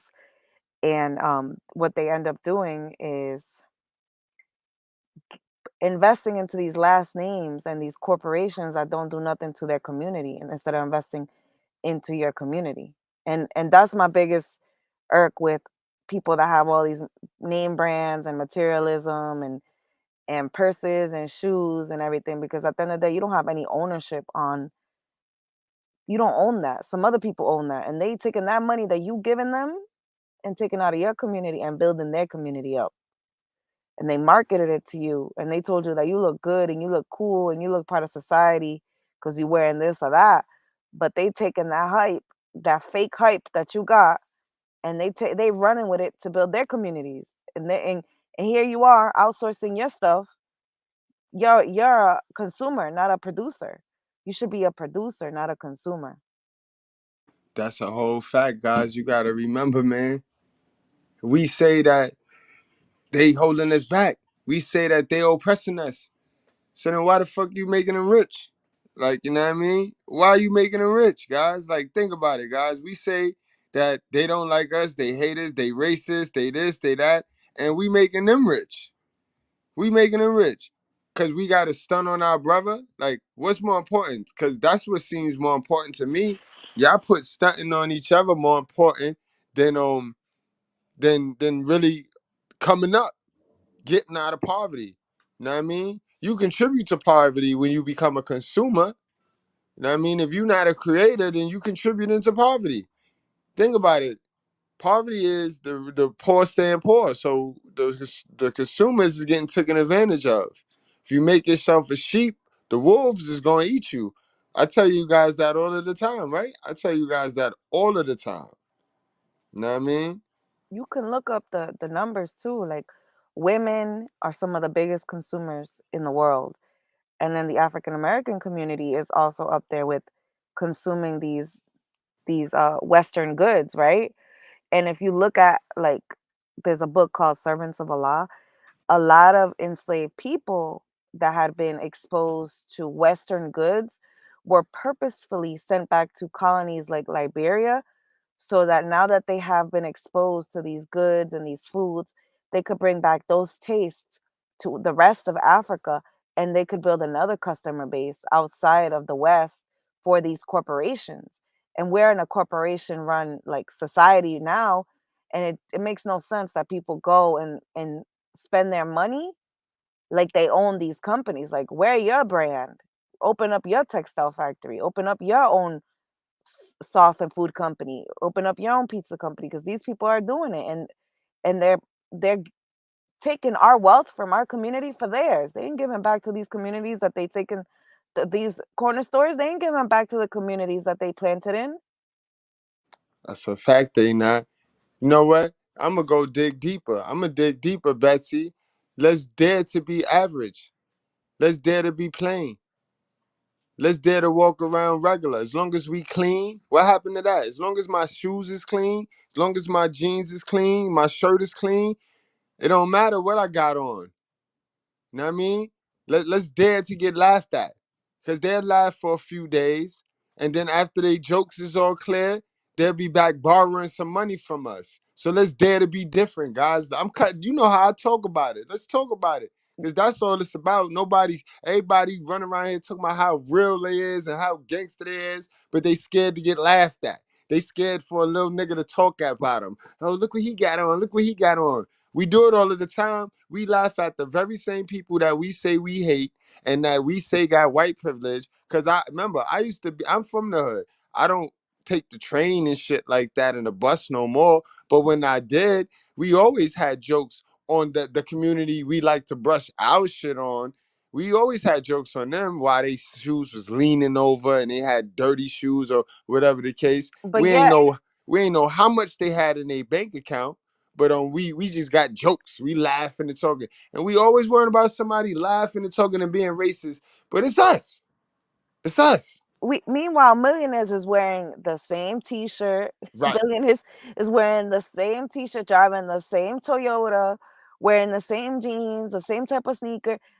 There was an interview, and I don't know if it was true or not, but Mark Zuckerberg said that he had the same copy of the same shirt because he didn't want to spend time knowing what to wear every day. Listen, Betsy, I be with the bosses of the bosses. And niggas come through with the dusty gray champion sweats with the chancletas, with the toe split, and a white tee with the spaghetti stain on it. Niggas will come to the door, glass in hand, you know what I mean? Sat at home in hand. Like, what up? What up? You know what I mean? What up, V? How's business? And those are the owners. Meanwhile, they own companies where it's a dress code. You got to look like Kevin Samuels. You got to be suited and booted. Them niggas, if you come not suited and booted, you gonna go home or you gonna look awkward. But your boss is on the beach in some dusty shorts. You know what I mean? With chancletas and a margarita. And That there's nothing wrong with looking good, but if you buying something that's worth a car or a piece of land, and your family ain't out the hood, or you're not investing into your education or your self-development, but you got on $600 sneakers, then there's something you need to analyze. Like, take that and take a certification, take a CDL class, take take some acting classes, take some photography classes, improve your IT, computer programming. Learn something before you invest it into another family's last name, and you building somebody else's legacy instead of your own. And that's what gets me. that's a fact. That's a fact. That's a fact. Shit crazy, guys. Let's get back to A-Lux, my girl A-Lux. She on point tonight. We having a great stream. Y'all make sure y'all hit that like button, guys. This is quality right here. You don't get this nowhere else but the righteous fear, guys. Understand what you're witnessing tonight, guys. This history in the making, we've been on fire recently in the righteous fear. This history in the making, guys. Let's get it. Poor people choose the law of get rich quick schemes. You've been inundated with messages like, get rich now, ask me how, and be your own boss, or you can't afford to miss this once in a lifetime offer. Now, Aluxers, we're going to tell you right now, you can definitely afford to miss that once in a lifetime click here now to get your free gift kind of wealth scheme. In fact, you should just act like the excuse me, sir, are you lost meme girl and just let them be on their way. But when faced with the option of potentially earning a quick buck, it's not always easy for poor people to look the other way. And it's also not always an option to slowly build wealth because money is needed ASAP. Number 6. Poor people look for a way out rather than a way in. Let's look at a scenario. That's big, yo. That's major. That's major. How much are they paying you to be stupid? You mean you're doing this shit for free? And that's a fact. The Bell 5000 say a Bentley is only a big deal to the people that don't have one or can't afford one. Facts. Toxic ring scandals, aka KDA, says Warren Buffett was driving some old car for 20 years and just got a new car. Facts. Facts, facts, facts, facts, facts, facts, facts, guys. Facts. A poor person is hustling hard to make ends meet. They're working those 12-hour shifts and then doing it again like they're a hamster on a wheel, going round and round, getting nowhere. They're desperate for a way out, which is why these get-rich-quick scams are so lucrative. So the mindset is, how can I get out of this? Instead of, what can I do to get into XYZ? Choosing to change the narrative is a big step in finding a way to a better solution. It does. I told y'all, guys, this is for my guys and ladies. Change the laws of your mind. You gotta go MGTOW. You gotta make that mind change. You gotta make that mind change. Remember, yo, we was just pawns in our mother and father's own puzzle.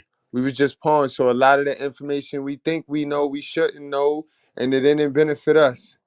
We gotta change the laws of our mind. You know what I mean? Or we gonna stay stuck with the old ego. Come on now, don't be Cain. Throw that shit in the fire. Don't be Cain. Throw it in the fire. You know what I mean? Throw it in the fire. Doesn't come naturally, but like anything, practice makes perfect. Now, Aluxers, let's find out how this narrative is a choice and how it inhibits poor people. Number 7. Poor people choose their rhetoric. Shark. Absolutely. Some poor people, they just gonna live through, they gonna live through motherfucking Kuta Kente for the rest of their life. It just is what it is. They think that their life was destined to be poor. They think that through God in the Bible, he said that black people just gonna struggle all their life and he gonna come and save them. And whatever they mama taught them, whatever depression they mama taught them, or whatever depression they felt, and they going through, that's just what they gonna run with. They just gonna run with that because it's easier. They choose They cope with it now. Yeah, they choose their mindset. Like the right. biggest thing that I've been doing lately is affirmations. Like I am life. I am valuable. I am worthy. Like I am going where my journey's taking me. Like just speaking life and positivity into myself is the latest thing that I've been doing. And when you do that, it separates you from the people that say, I can't, I won't, I wish, I think. No, like we need doers. We need people that are willing to go and do and manifest and not see barriers. Facts, yo. We need doers, yo. We need They ask doers. for the truth, but they can't handle it. They want to remain stupid. Tank's Damon John once said, being broke is temporary, but poverty of mind is permanent. You have to avoid poverty of mind. It's no secret, Aluxers, you choose your own thoughts, and we don't always choose the best ones, do we? So, if you're going around all day. And nowadays, they don't even choose their own thoughts, Lux. I'm sorry to tell you. They let another nigga run their brain. Especially a lot of the fellas. A lot of the fellas' brain is attached to their money, and their money is controlled by their woman. So she controls their brain. Whoever controls your money controls your mind. You know what I mean? And that's how it's going on nowadays. You got a lot of people that, you know what I mean, sexually irresponsible. So now their money is tied to this child support shit. So that's running their brain. You know what I mean? They depressed. Again, guys, we got to heal from all of that shit. We got to take some personal accountability and be like, you know what? I fucked up. I did what the father said not to. I went out there You know what I mean? Skeeting in these hoes. I wasn't on my purpose. I didn't build my land. I didn't build my castle first. You know what I mean? And then attract one of these women. No, I did what I had. I did what everybody else was doing, what the ways of the world was doing. You know what I mean? So we got to take some personal accountability, guys. And just like I stand on making I'm gonna force the women to take some accountability. You know what I mean? That's that's a big drain. That's a big drain of wealth. And what's happening is you're not building generational wealth because now the household is divided and families were historically married to preserve, like marriage is about preserving wealth. So when you got all these divorced households, that's another way to attack the black family, to attack the Latino family, to attack people of color because now you broke down that safety net for the next generation. Man, man, man. Y'all get that cab ready, guys. What number we on? Y'all start getting that cab ready, guys. Make it bulletproof, guys. Cause you know these ratchet bitches, they be running around here with guns now. Stay stuck with the rhetoric of I'll never be rich, I'll be poor forever, or I don't have enough time, money, or freedom, well, you'll manifest those thoughts. The scarcity mentality clouds your judgment. It makes you lose focus of what you do have and how you can use that to your advantage. The scarcity mentality is all in your head, and only you can make the decision to change your way of thinking. It becomes problematic because it influences your every decision based on the false nothing that there'll never be more or you can't make more money. Remember what we said in our video 10 ways to make money work for you. That money is a renewable source. There is always more. Number 8. Poor people choose the company they're in. Bingo. Remember you said something earlier on, I think around number 2, and you said people get around you got to get around people, like-minded people. You got to get around people that are doing better than you. I tell y'all guys this all of the time. You are the sum of the 5 people you hang around the most. You know what I mean? A lot of poverty people, black community people, they like to click up and group up. Remember in the experiment where they had all the space and they all lump up in their own little cliques and groups and shit. You know what I mean? If the people in them cliques and groups is doing bad, guess what you doing? If the people in them cliques and groups is stunting and faking rich, guess what you doing? To keep up. And that's slowing you down. That's why you remaining in poverty. Ain't got shit to do with the white man or this or that or whatever the fuck you want to blame. It got all to do with who you sit your little stupid ass around and take all this information from. Product This of your wrong environment. information. Right. Product of your environment. Yeah, that's what it.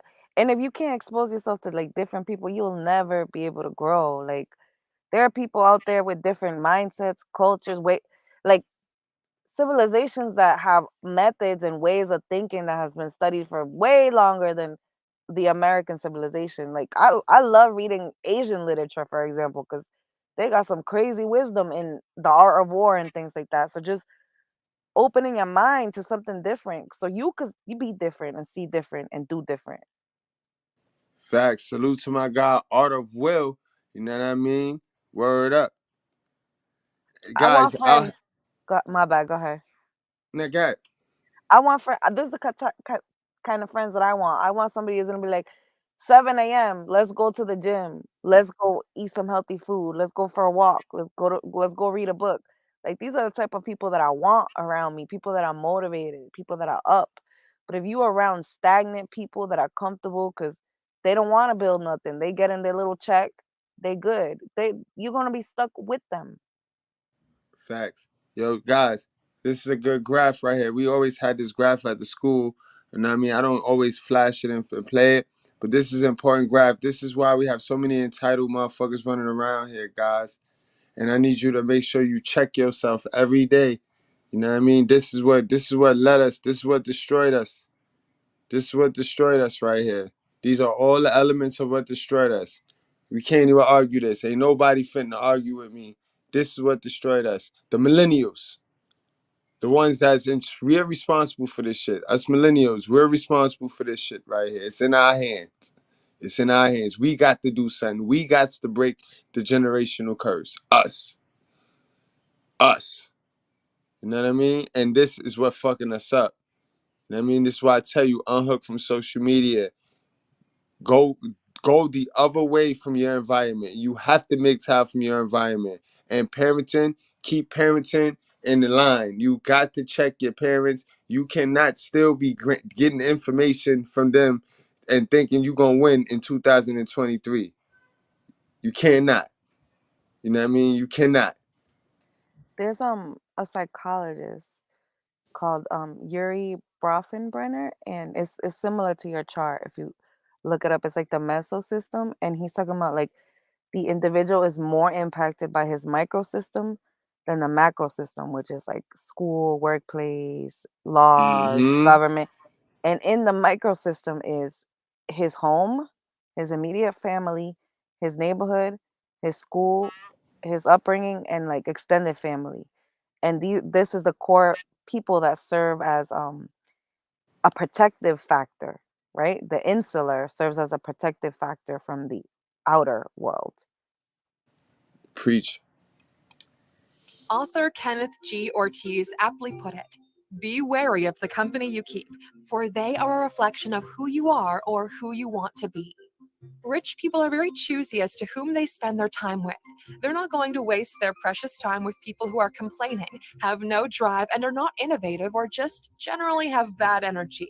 They're spending their time with creative people, people brimming with ideas, life, and passion. The people that discuss success and opportunity as one would chat about an exciting holiday or a trip they book. By choosing to hang out with deadbeats with simple outlooks on life, where the negative is always focused on, you, poor Aluxer, will.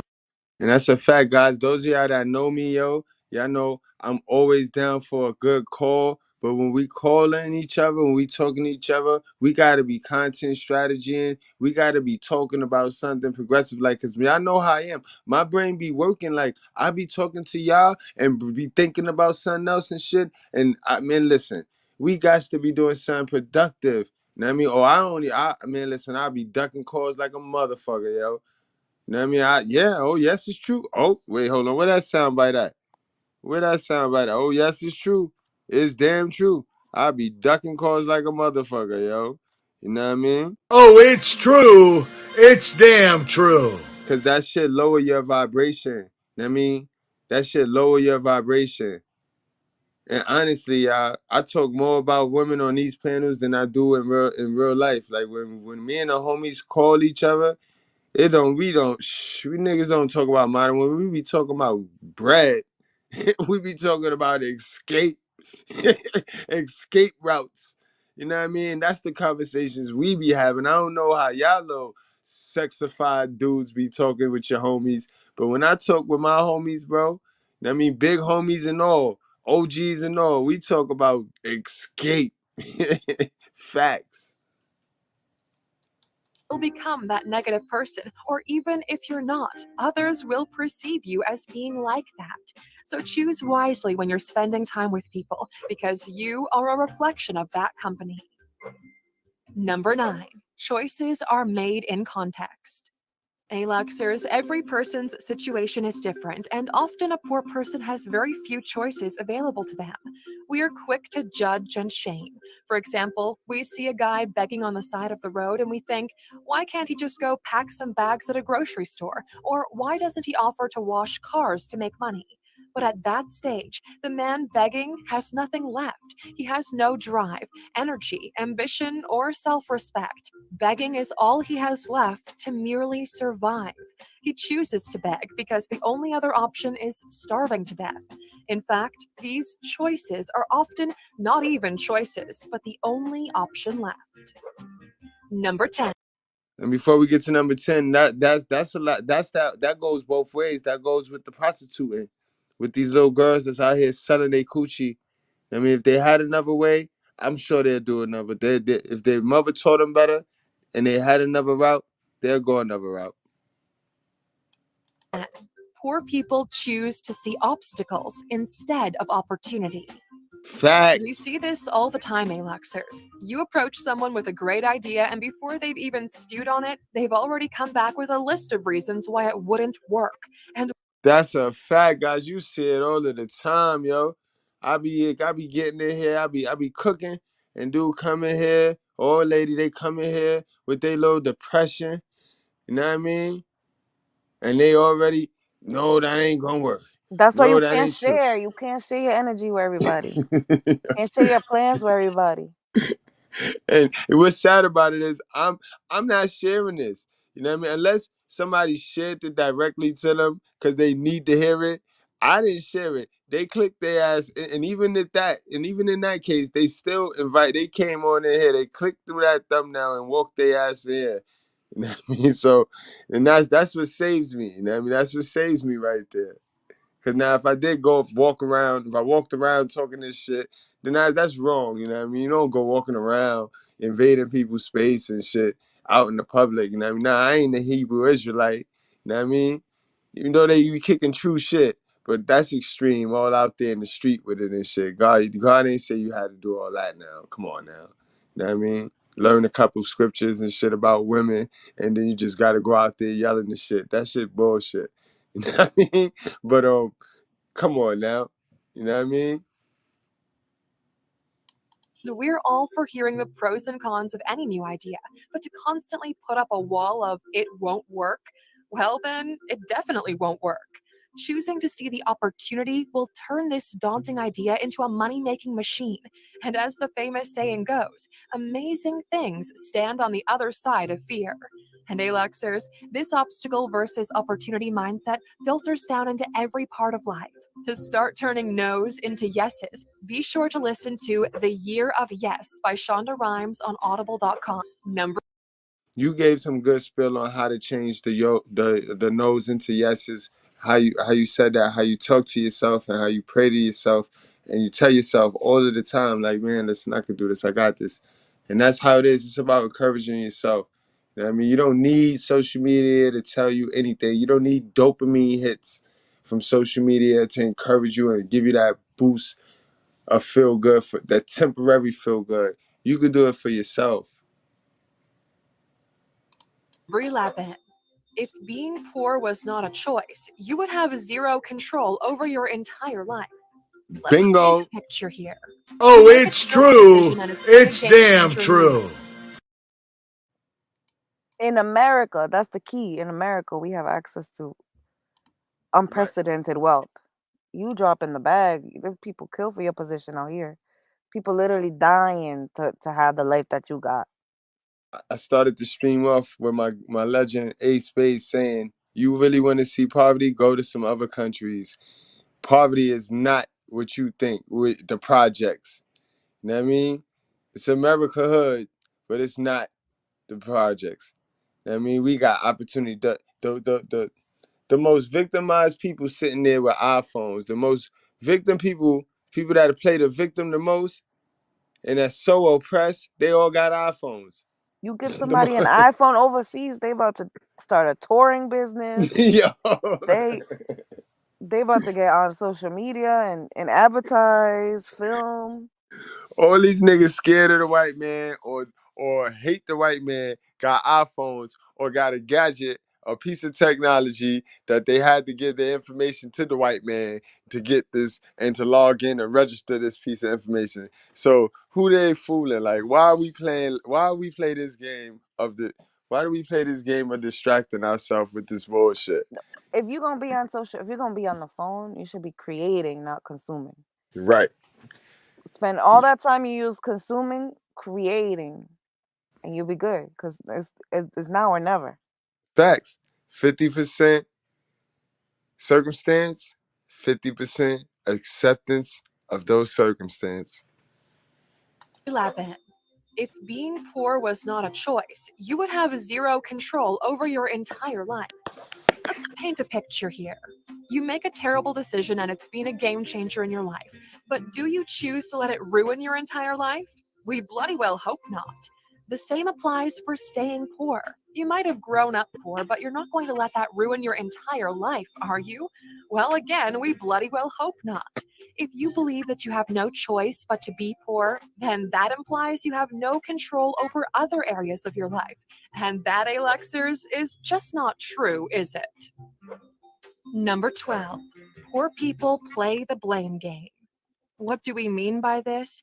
Right, so ask a poor person why they're still poor and see the feedback. It's the government's fault. Computers are taking over their jobs. Their boss is an idiot. Their colleagues are trying to get them fired. There's always an excuse as to why they haven't gotten further. Facts. And all of those things can be simply solved. You could leave the job, get a new one. You got control of all those things.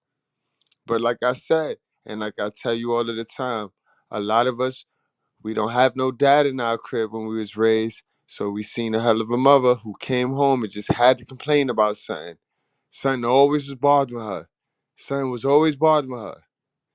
You know what I mean? She left the house late as hell, fooling around with us, getting us to school and getting us ready. But it was the train. She came back home talking about the train was late. Something was wrong with the train. And so we always seen a complaining ass, ain't her fault, no accountability taking ass female. And this shit get embedded in us. So we tend to get out there in the real world and we don't take accountability. We don't take no account. We ain't do nothing. It ain't our fault. You know what I mean? We gotta shake that shit. That's that blame game, bro. That's that blame game. Than they are. Everyone else is to blame except themselves. Number 13. Poor people choose to believe they know everything. American Oh my God, I know my comment section gonna get killed tomorrow because somebody grandmother was born in 1930 and she told them this. And then when I'm gonna get the little pro-black nigga that read all of the books and he read 48 Laws of Power and all this extra shit that ain't the Bible, and they gonna be all at my neck. And what you said about the black community is disrespectful, and they talking all this crazy, stupid shit. Like if they really know what they talking about, and they don't know what they talking about because they don't put in 10,000 hours of work. They don't do the work. All they do is sit there and consume and content and bullshit and what somebody else thought and what somebody else researched, and they never put the work to it. So they just a spectator. But they know everything though. They know everything. So I'm be ready for y'all too. Y'all know I got time with it. I troll y'all back. And I get disrespectful. Cause I told y'all, stay out my comment section before you go get some therapy. You gotta get some therapy. A lot of y'all need some physical therapy, mental therapy before you jump in my comment section, bro. You can get your whole feelings hurt. You jump in my comment section with that shit your grandmother taught you, yo. It's not gonna work. Nice try, bitch. It's not gonna work. businessman and author Robert Kiyosaki once said, "Successful people ask questions. They seek new teachers. They're always learning." That's the stark difference between rich and poor people. Poor people choose to believe they are experts in their field because A, they've been doing it this way for 20 years. B, it's their way or the highway. Exactly. That's that hell of a mother training. That's all the shit your hell of a mother said. You heard your hell of a mother telling you. So when you get old enough and you finish school, you think you're grown and you just take to all of the shit she said. You think you inherit the privilege to be stupid. Cause that's what she was doing. That's what she was being. She was being stupid to you. You ain't even know it. You just thought that's what mothers do.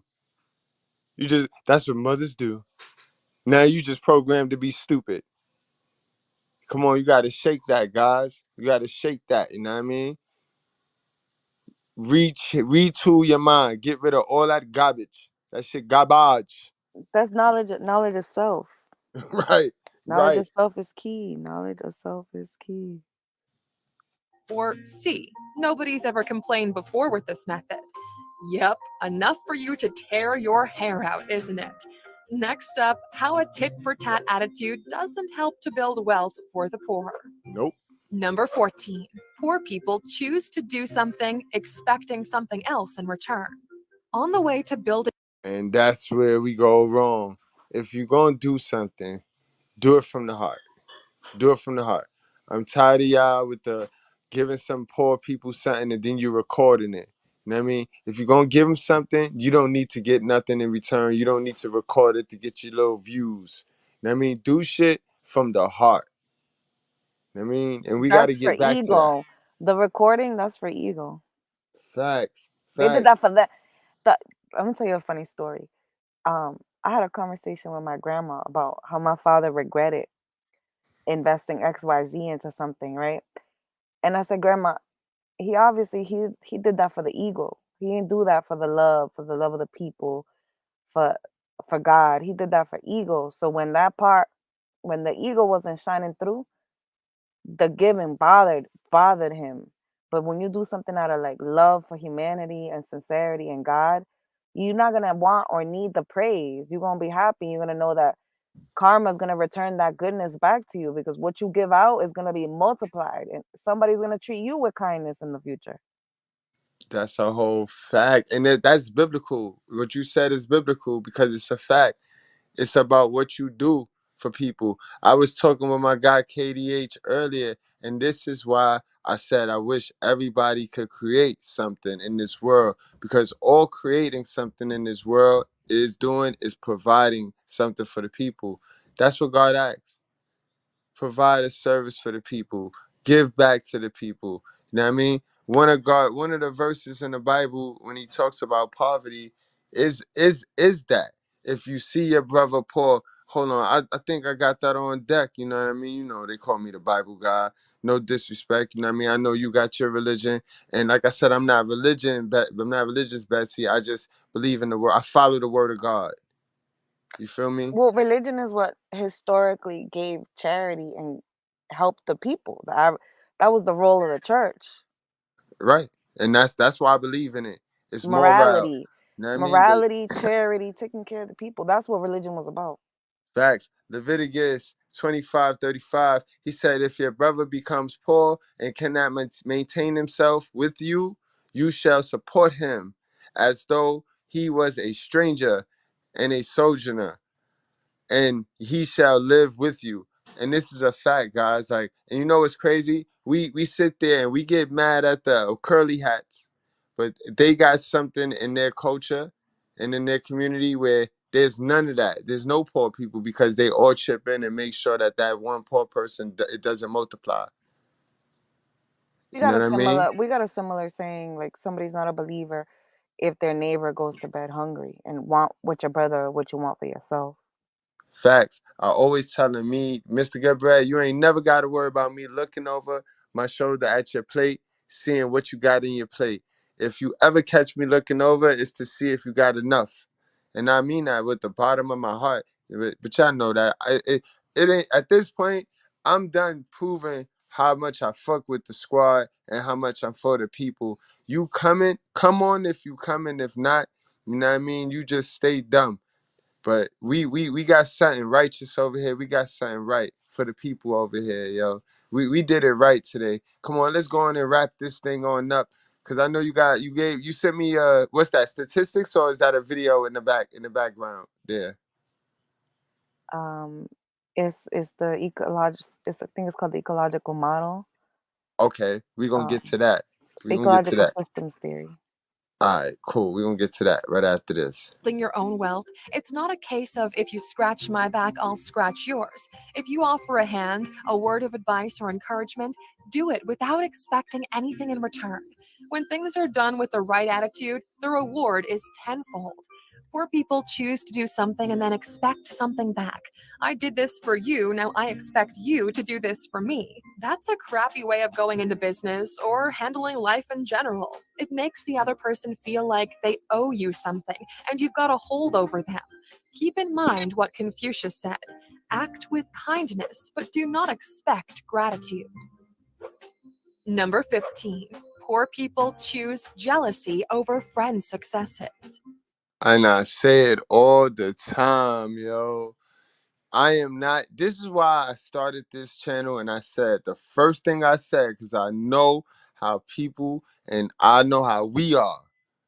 When you sense competition, you get jealous. This is why I said, look, guys, I already won. look, I'm at the finish line. I think I figured this shit out, and I got the benefits, you know what I mean, of everything that come with figuring this shit out the right way.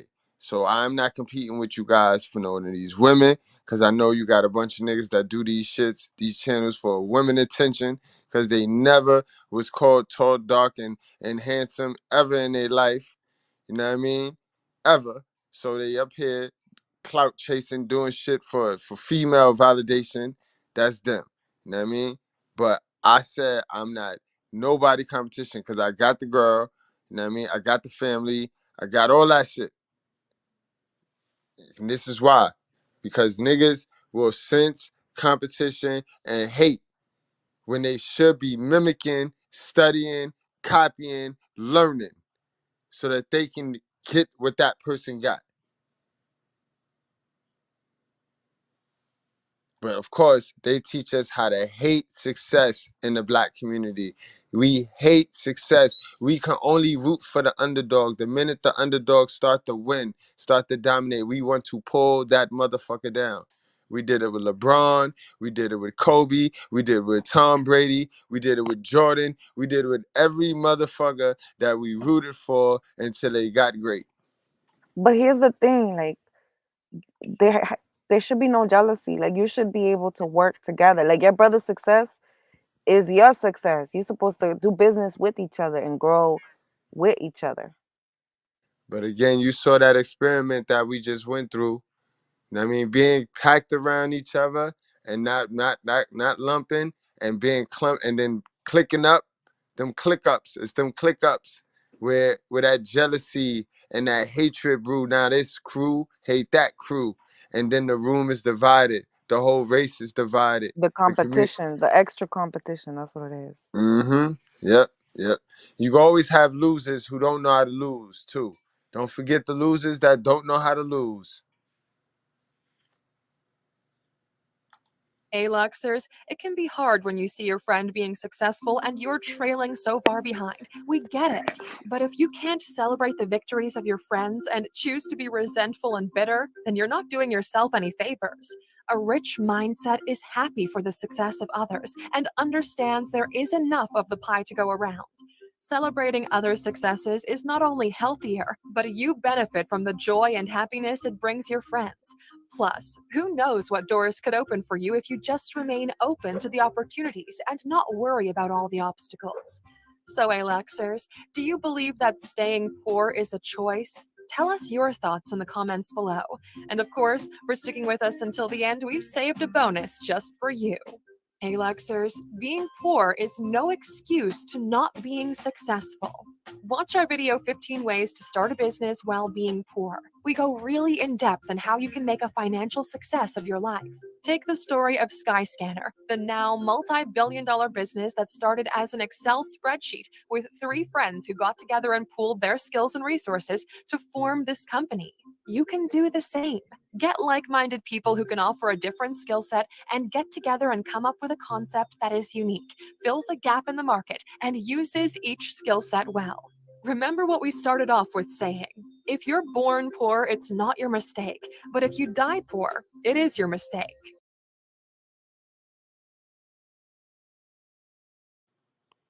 And that's a fact, guys. And remember, guys, success is easy because success is peace.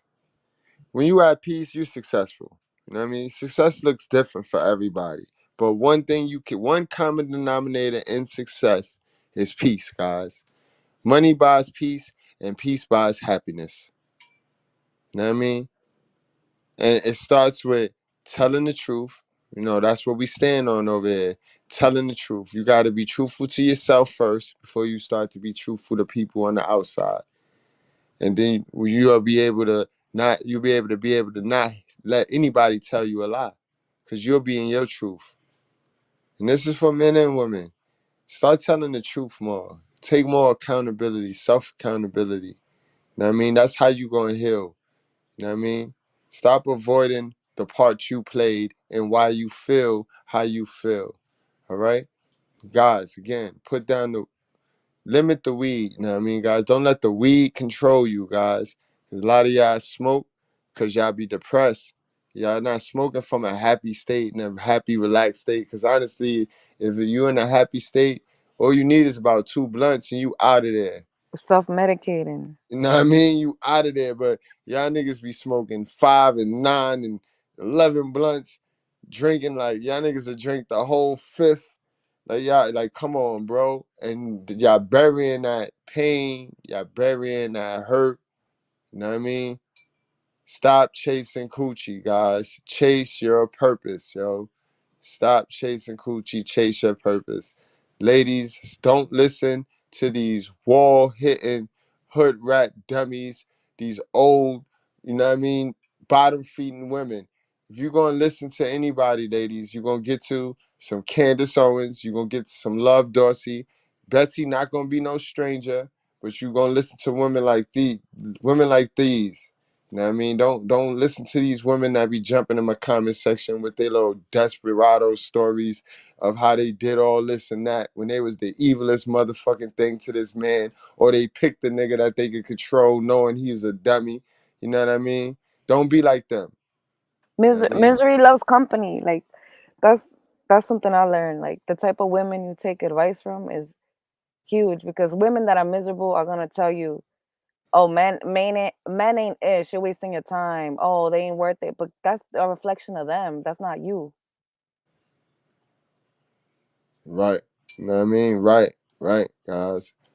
So let me get to the you dropped a link in the back chat. Let me get to that real quick. I love what you're saying though. People gotta reevaluate their role models and who they take knowledge and information from, and source of knowledge is so important. Definitely. You know what I mean? And I learned that. I learned that because I used to be that. I used to be to people that love. If I know you've got love for me, you know what I mean? Like my OGs and anything my OG said was Bible to me until I started to really go down rabbit holes and information that I heard, you know what I mean? Then I used to see then I found out how much information I repeated and traveled, and because somebody took my word as Bible, but the information false and is wrong and it's a lie. And now I'm feeling bad. So, you know what I mean? I learned that shit, yo. And that's how you inadvertently become a liar. Remember, it's 2 types of liars, yo. I told y'all that earlier. You know what I mean? That's how you become that ignorant liar, bro. You don't know no better. You sitting there repeating shit that you hear because it sound good. And a lot of you ladies do this shit on social media. Y'all go and sharing shit. You know what I mean? Y'all go sharing shit that's stupid. Now you look just as stupid as the person that posted. Just as desperate. Just as lonely. As depressed. Because I told y'all they hide them depression. They hide that depression in the memes. Yeah, in the memes, jokes. You know what I mean? Being mean, being frustrated with them kids. They hide that depression in that shit, bro. Niggas ain't crazy. See a chick yelling at her kids. She hide that depression. She hiding that depression. But she don't need no man though. Alright. She don't need a man. That gotta be the next sound. She don't need a man though. No, that boy good. That boy good. Alright, let me see if I can make it a little bit larger for the gang. Now you gonna take it away from here. You gonna take it away now. You gonna let us know what we looking at. It says the simple psychology. This is something that I learned in my first social work class. Even though I didn't pursue social work, I learned about the conditions and environments that affect people's end results. And we studied this like with the book. Oh, I forgot the name of the book. It was about two boys that had two different lives, but they Right. were raised in the same hood and they had two eventual different outcomes. And one of them had, so both of them lost, didn't have a father in the home. One was like a divorced mother, and the other one was the father died of a heart complication, right? And one of the protective factors that he had was grandparents were supportive and there for him, and he was able to finish school and join the military. And the other one got caught up with his environment and an older cousin that was on the wrong path and eventually ended up in jail himself. And even though he reformed in jail, those those critical moments, those pieces where mom was working, no father in the home, no support, and he linked up with the wrong people, changed his life forever. And the opposite with the person that did have grandparents involved that were I think they were like Baptists or reverends or something, and were there to like raise the child and be a support, had different outcomes even though they were neighbors. So if you go down to the chart, this is what I was it relates to the chart that you had earlier. If you want to make it bigger. I know all the ads are in the way. But This one, right? Oh, yeah. all right, that's about the biggest that I can make it. The microsystem is the first level of the theory, and basically it says like what you have direct contact with, your immediate environment, such as parents, siblings, teachers, and school peers, have a bigger effect on you. And the microsystem has a bigger influence on you than other people outside of your environment. And it can Okay. So a, and that a microsystem is family. that's that first ring right here. That's that Hmm. first ring right here, right? You got the child and then you got the microsystem. Yep. All right. So he became more concerned about like proximity and who's closest to that child for development. Now, this guy ended up developing the Head Start educational system because he realized how important those first 5 formative years were for a child's development, growth, and education and outcome. But and you know, there's been other theories that have been developed and it's been updated and things like that. But it's just basically talking about how the family unit, and the community around the child is the most important. And if we look at that with like our community in 2023, if you want to scroll down a little bit to the orange part, um, if you look at this important protective factor, I would say strong families and strong communities are just as important as educational attainment and wealth and power and media and politics, because that raising up a child the right way is going to pay off in the long run.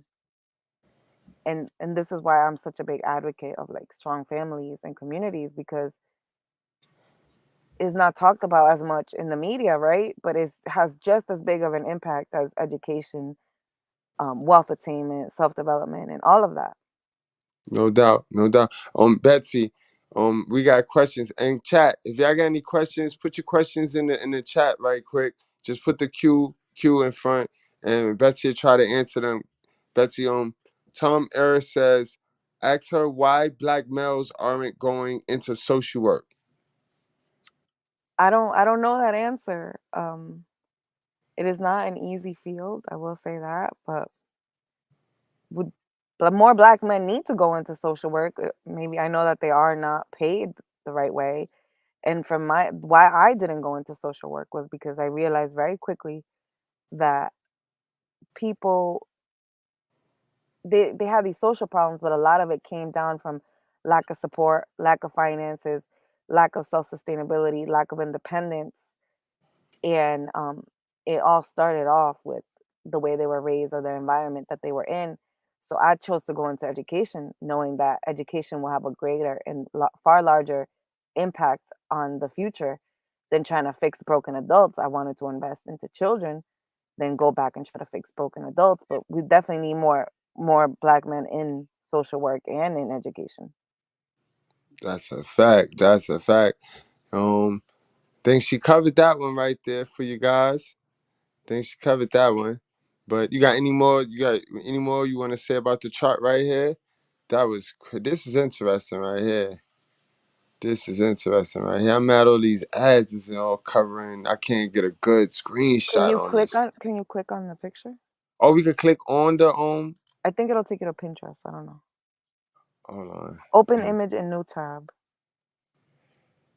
But then you see like there's other factors, like over time how it affects Oh, see, I ain't the got Pinterest. development. I ain't got it. Now you can find it. Over time how it affects people, and how policies and politics and laws and educational systems affect them as well. But the biggest thing that will put them at risk is having those interactions, right, in your neighborhood and your family, and um, the people around you have the biggest impact upon your success. Basically, that's what I got out of it. Facts. And then I also saw, I'm gonna scroll back up. I also saw the part where the government agencies and stuff like that was on the outer rim of the destruction Yep. that the family on, you know what I mean, the destruction micro that micro system was in. Like right here, I see government agencies, I see social service and healthcare, mass media, you know what I mean? Again, parent economics situation, I mean, extended family in the neighborhood, school board. So It it's starts like, with the family. It starts with yeah, the family. definitely do this core right here. And you're right. It exactly replicates the chart that we had earlier. Our chart right here is kind of saying the same exact thing. The same exact thing. They just went into it. They broke it down to the molecule. To the molecule. I sent you another link. I don't know if that one works better. All right, hold on. Let me kill this one.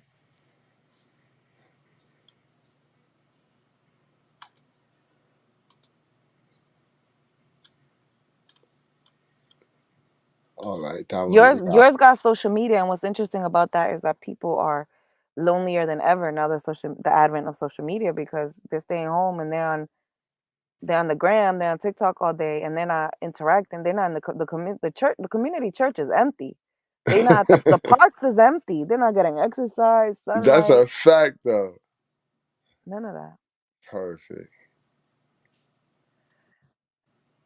So the macro system is there, but the biggest impact on the individual is the immediate people and proxemics of people around. And then the meso system is like larger community systems, like your work, your your neighbors, the school you go to, and then the ecosystem is like our media, parents, workplace, and all of that. Like how a parent losing a job could impact a child, or how a new Head Start program could benefit the community, or media that is negative towards them could impact them, right? But the biggest impact is still the family. True. That's a fact. So by breaking down the family, you break down the individual. Absolutely. That's our first teacher. Remember, our parents is our first teachers. You know what I mean? And we got so many parents that rely on the school systems on that outer layer. Like, we got so many parents that instead of worrying about this layer, they send us into this layer and expect this layer to raise us up. You know And what I mean? So what's we get a crazy whole about layer that, skipped. We get a I whole layer skipped. I worked in the public school system and the private school system, and I just it's day and night. The stuff that's being pushed on to the general public is very different than the agenda of the private school, and it's it's shocking. It was shocking to me, and the government gives out grants to push certain agendas in the public school. You can Google that.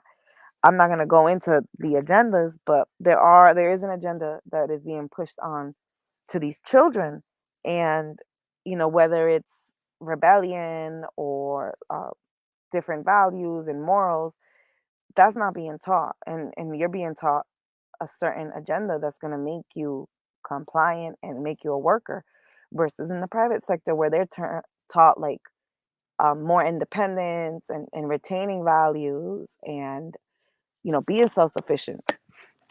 Right. That's going to come down to the public schools not having them STEM courses and that coding. You know what I mean? The public schools don't provide that. Yeah, all the You know what level I of mean? education is different, the standards is different, the way the special education system is ran in order to keep people down and people of color down is also another fact. They don't even teach kids how to read. Back in the day, they used to teach phonics differently. Now they teach you by the letter, not the whole word, not the context. So kids don't even know how to read. That's a fact. And remember, they pushed us through. So it's just a bunch of slaves running around the streets right now. You know what I mean? With no book knowledge. No book knowledge. 'Cause they pushed us through with the No Child Left Behind rule. You know what I mean? They knew what they was doing. They created that whole new plantation type vibe in the black community. There's studies that show, this is why I went into education, this study right here. Maybe you could pull it up, that says um there is an education pipeline to prison, and you will know they know how many prisons to build based on third grade reading levels in certain in cities, and that's how they're able to predict the prison population. So those first 10 years of a child's life, or whatever it is crucial, and is so important that you can even predict how they will go to prison or not, dependent on if they can learn or if they're being educated properly, or and there's a lot of factors to why people don't excel in school. But there is an education to prison pipeline. That's what I wanted to say. That's why I went into education. There's an education to prison pipeline. That's a fact, though. We did a video on that a while ago. I'll be doing those videos. I'll be touching up on those videos again, because we do everything over here, guys. We don't just do reactions. Guys, make sure y'all hit that like button, guys. Smash that like button for me, please. You know what I mean? We delivered 100% content today, guys. We delivered quality content. Share this video, guys. And you see how I am, yo? You see, I knew better. Miss Goodbread gave me that eye. She give me the eye right now. Like, you're doing good. You ain't cursed. Because, you know what I mean? I keep it really, really, really, really respectful when I have a virtuous sister on panel with me. You know what I mean? So I think I did my job. I was me. I was me. I was my charismatic self. You know what I mean? You know what I mean? You allowed me to say bitch, because these bitches I be caught playing with that. me. I They caught that. be playing with me. These bitches be playing with me. You know what I mean? They be looking for any little thing. They be looking for any little thing to block the information, Betsy. You know what I mean? So I fuck with them. I say I curse and all of that. You know what I mean? But you see that you see what you said? You try to talk more respectful around a righteous woman, and this is what a lot of women don't get. Like, you might be being treated a certain way because you present yourself a certain way. And this Bingo. this is something I talk about on my platform on Instagram, all about Betsy, that these women, a lot of them, they talk like to men like they're your homie, like my G, this, that. You're gonna get treated. If you come up with that masculine, aggressive, gangster energy, that energy is gonna be reciprocated, and you're not gonna be treated like the lady that you want to be treated. And Betsy, I'm glad you said that, because they be coming to me, they be coming at me in my comment section like they Donkey Kong. They be women, and they be coming real aggressive. Like, you can hear it in their tone and in their speech. They really be coming for me, like, and then they say some old smart shit like, take that, or you know what I mean? Like, they really know what they talking about. Coming in ready to start a fight. Facts. They be looking for shit. Now I think they come to my page looking for some bullshit. Yeah, that's misdirected sexual energy, probably. Yo, son, and they're going to find it. Misdirected anger, They're gonna. That's what misdirected it's anger. toxicity, Yeah, misdirected trauma. that's what it is. That's what it's anger. You know what I mean? And it comes from Anger. being depressed. It's the depression. It's depression. But yo, man, this was a fucking hell of a live, yo. This was a hell of a live, man. I'm proud of this one, class. What y'all think? Oh man, Betsy, don't be no damn stranger, yo. Don't be no damn stranger, y'all. We brought the truth today, guys. We brought the truth today. I told y'all we got them pills. We got them pills. Hey, Mr. Goodbread, I got these pills. They're not gonna taste good, but they're the truth. It's the truth, I tell you. It's not gonna go down easy. It's not gonna go down easy, but the medicine is gonna work. It's gonna work. Now, medicine is supposed to taste nasty, but it's gonna work. Betsy, you got any last final words for the audience, for the good breads, before we get on out of here? I appreciate you bringing me on. I love that you brought a problem up, but you also brought up the solution. And I love that. I think that you're empowering people, and I really appreciate you having me on tonight. And if you want to follow me on Instagram, all about Betsy, and we'll see 2023. 2023, we up. And Betsy, don't be no stranger. I know you already told me you got some time, so we definitely gonna link back and do some more content similar to this. And that's what we do at the Righteous Fair. That's why I don't pay them no mind. I don't pay these people no mind. They call me racist. They call me all types of stupid shit. But I know what I'm doing. And honestly, like I told you in the private chats, this is God powered. Righteous Fair is a movement, and we the truth for proof. We got results to show it. Like, we talk a lot of stuff over here. We talk a lot of shit over here, but our results show it. Our results back that up. We can do that when our results show that. And we talk God, and our results is godly. It's the Righteous Fair. So don't be no stranger. You is always welcome here. Y'all guys, y'all get that cab ready. You know what I mean? Y'all get the cab ready for, again, we got to give a round of applause. You know what I mean? For the rest of you goat mouth chicks, if the shoe If the fits, shoe fits, let them wear it. all right, guys. And we going to see y'all tomorrow morning, 9:30 on the bus, man. Do not miss the bus. Again, Betsy, it's been an honor, and I appreciate you, my sister. I appreciate you. I appreciate you. Peace and blessings, everybody. Have a great week. God bless. God bless y'all. You are not niggers. You are not coons. You may smoke reef and drink wine and do crazy, wicked things, but you are not a wicked person by nature. You have lent yourself to wickedness, but you are a divine creature that must now come into the knowledge and power of your own divinity. And no preacher can resurrect you into your divinity. It takes God himself to bring you into your own divine nature. So we're not dealing with prophets. We have walked out of prophet teaching. This is the time and the presence of God. So I don't talk about God will come. God is already here. And he's working in me to resurrect you to your divine nature.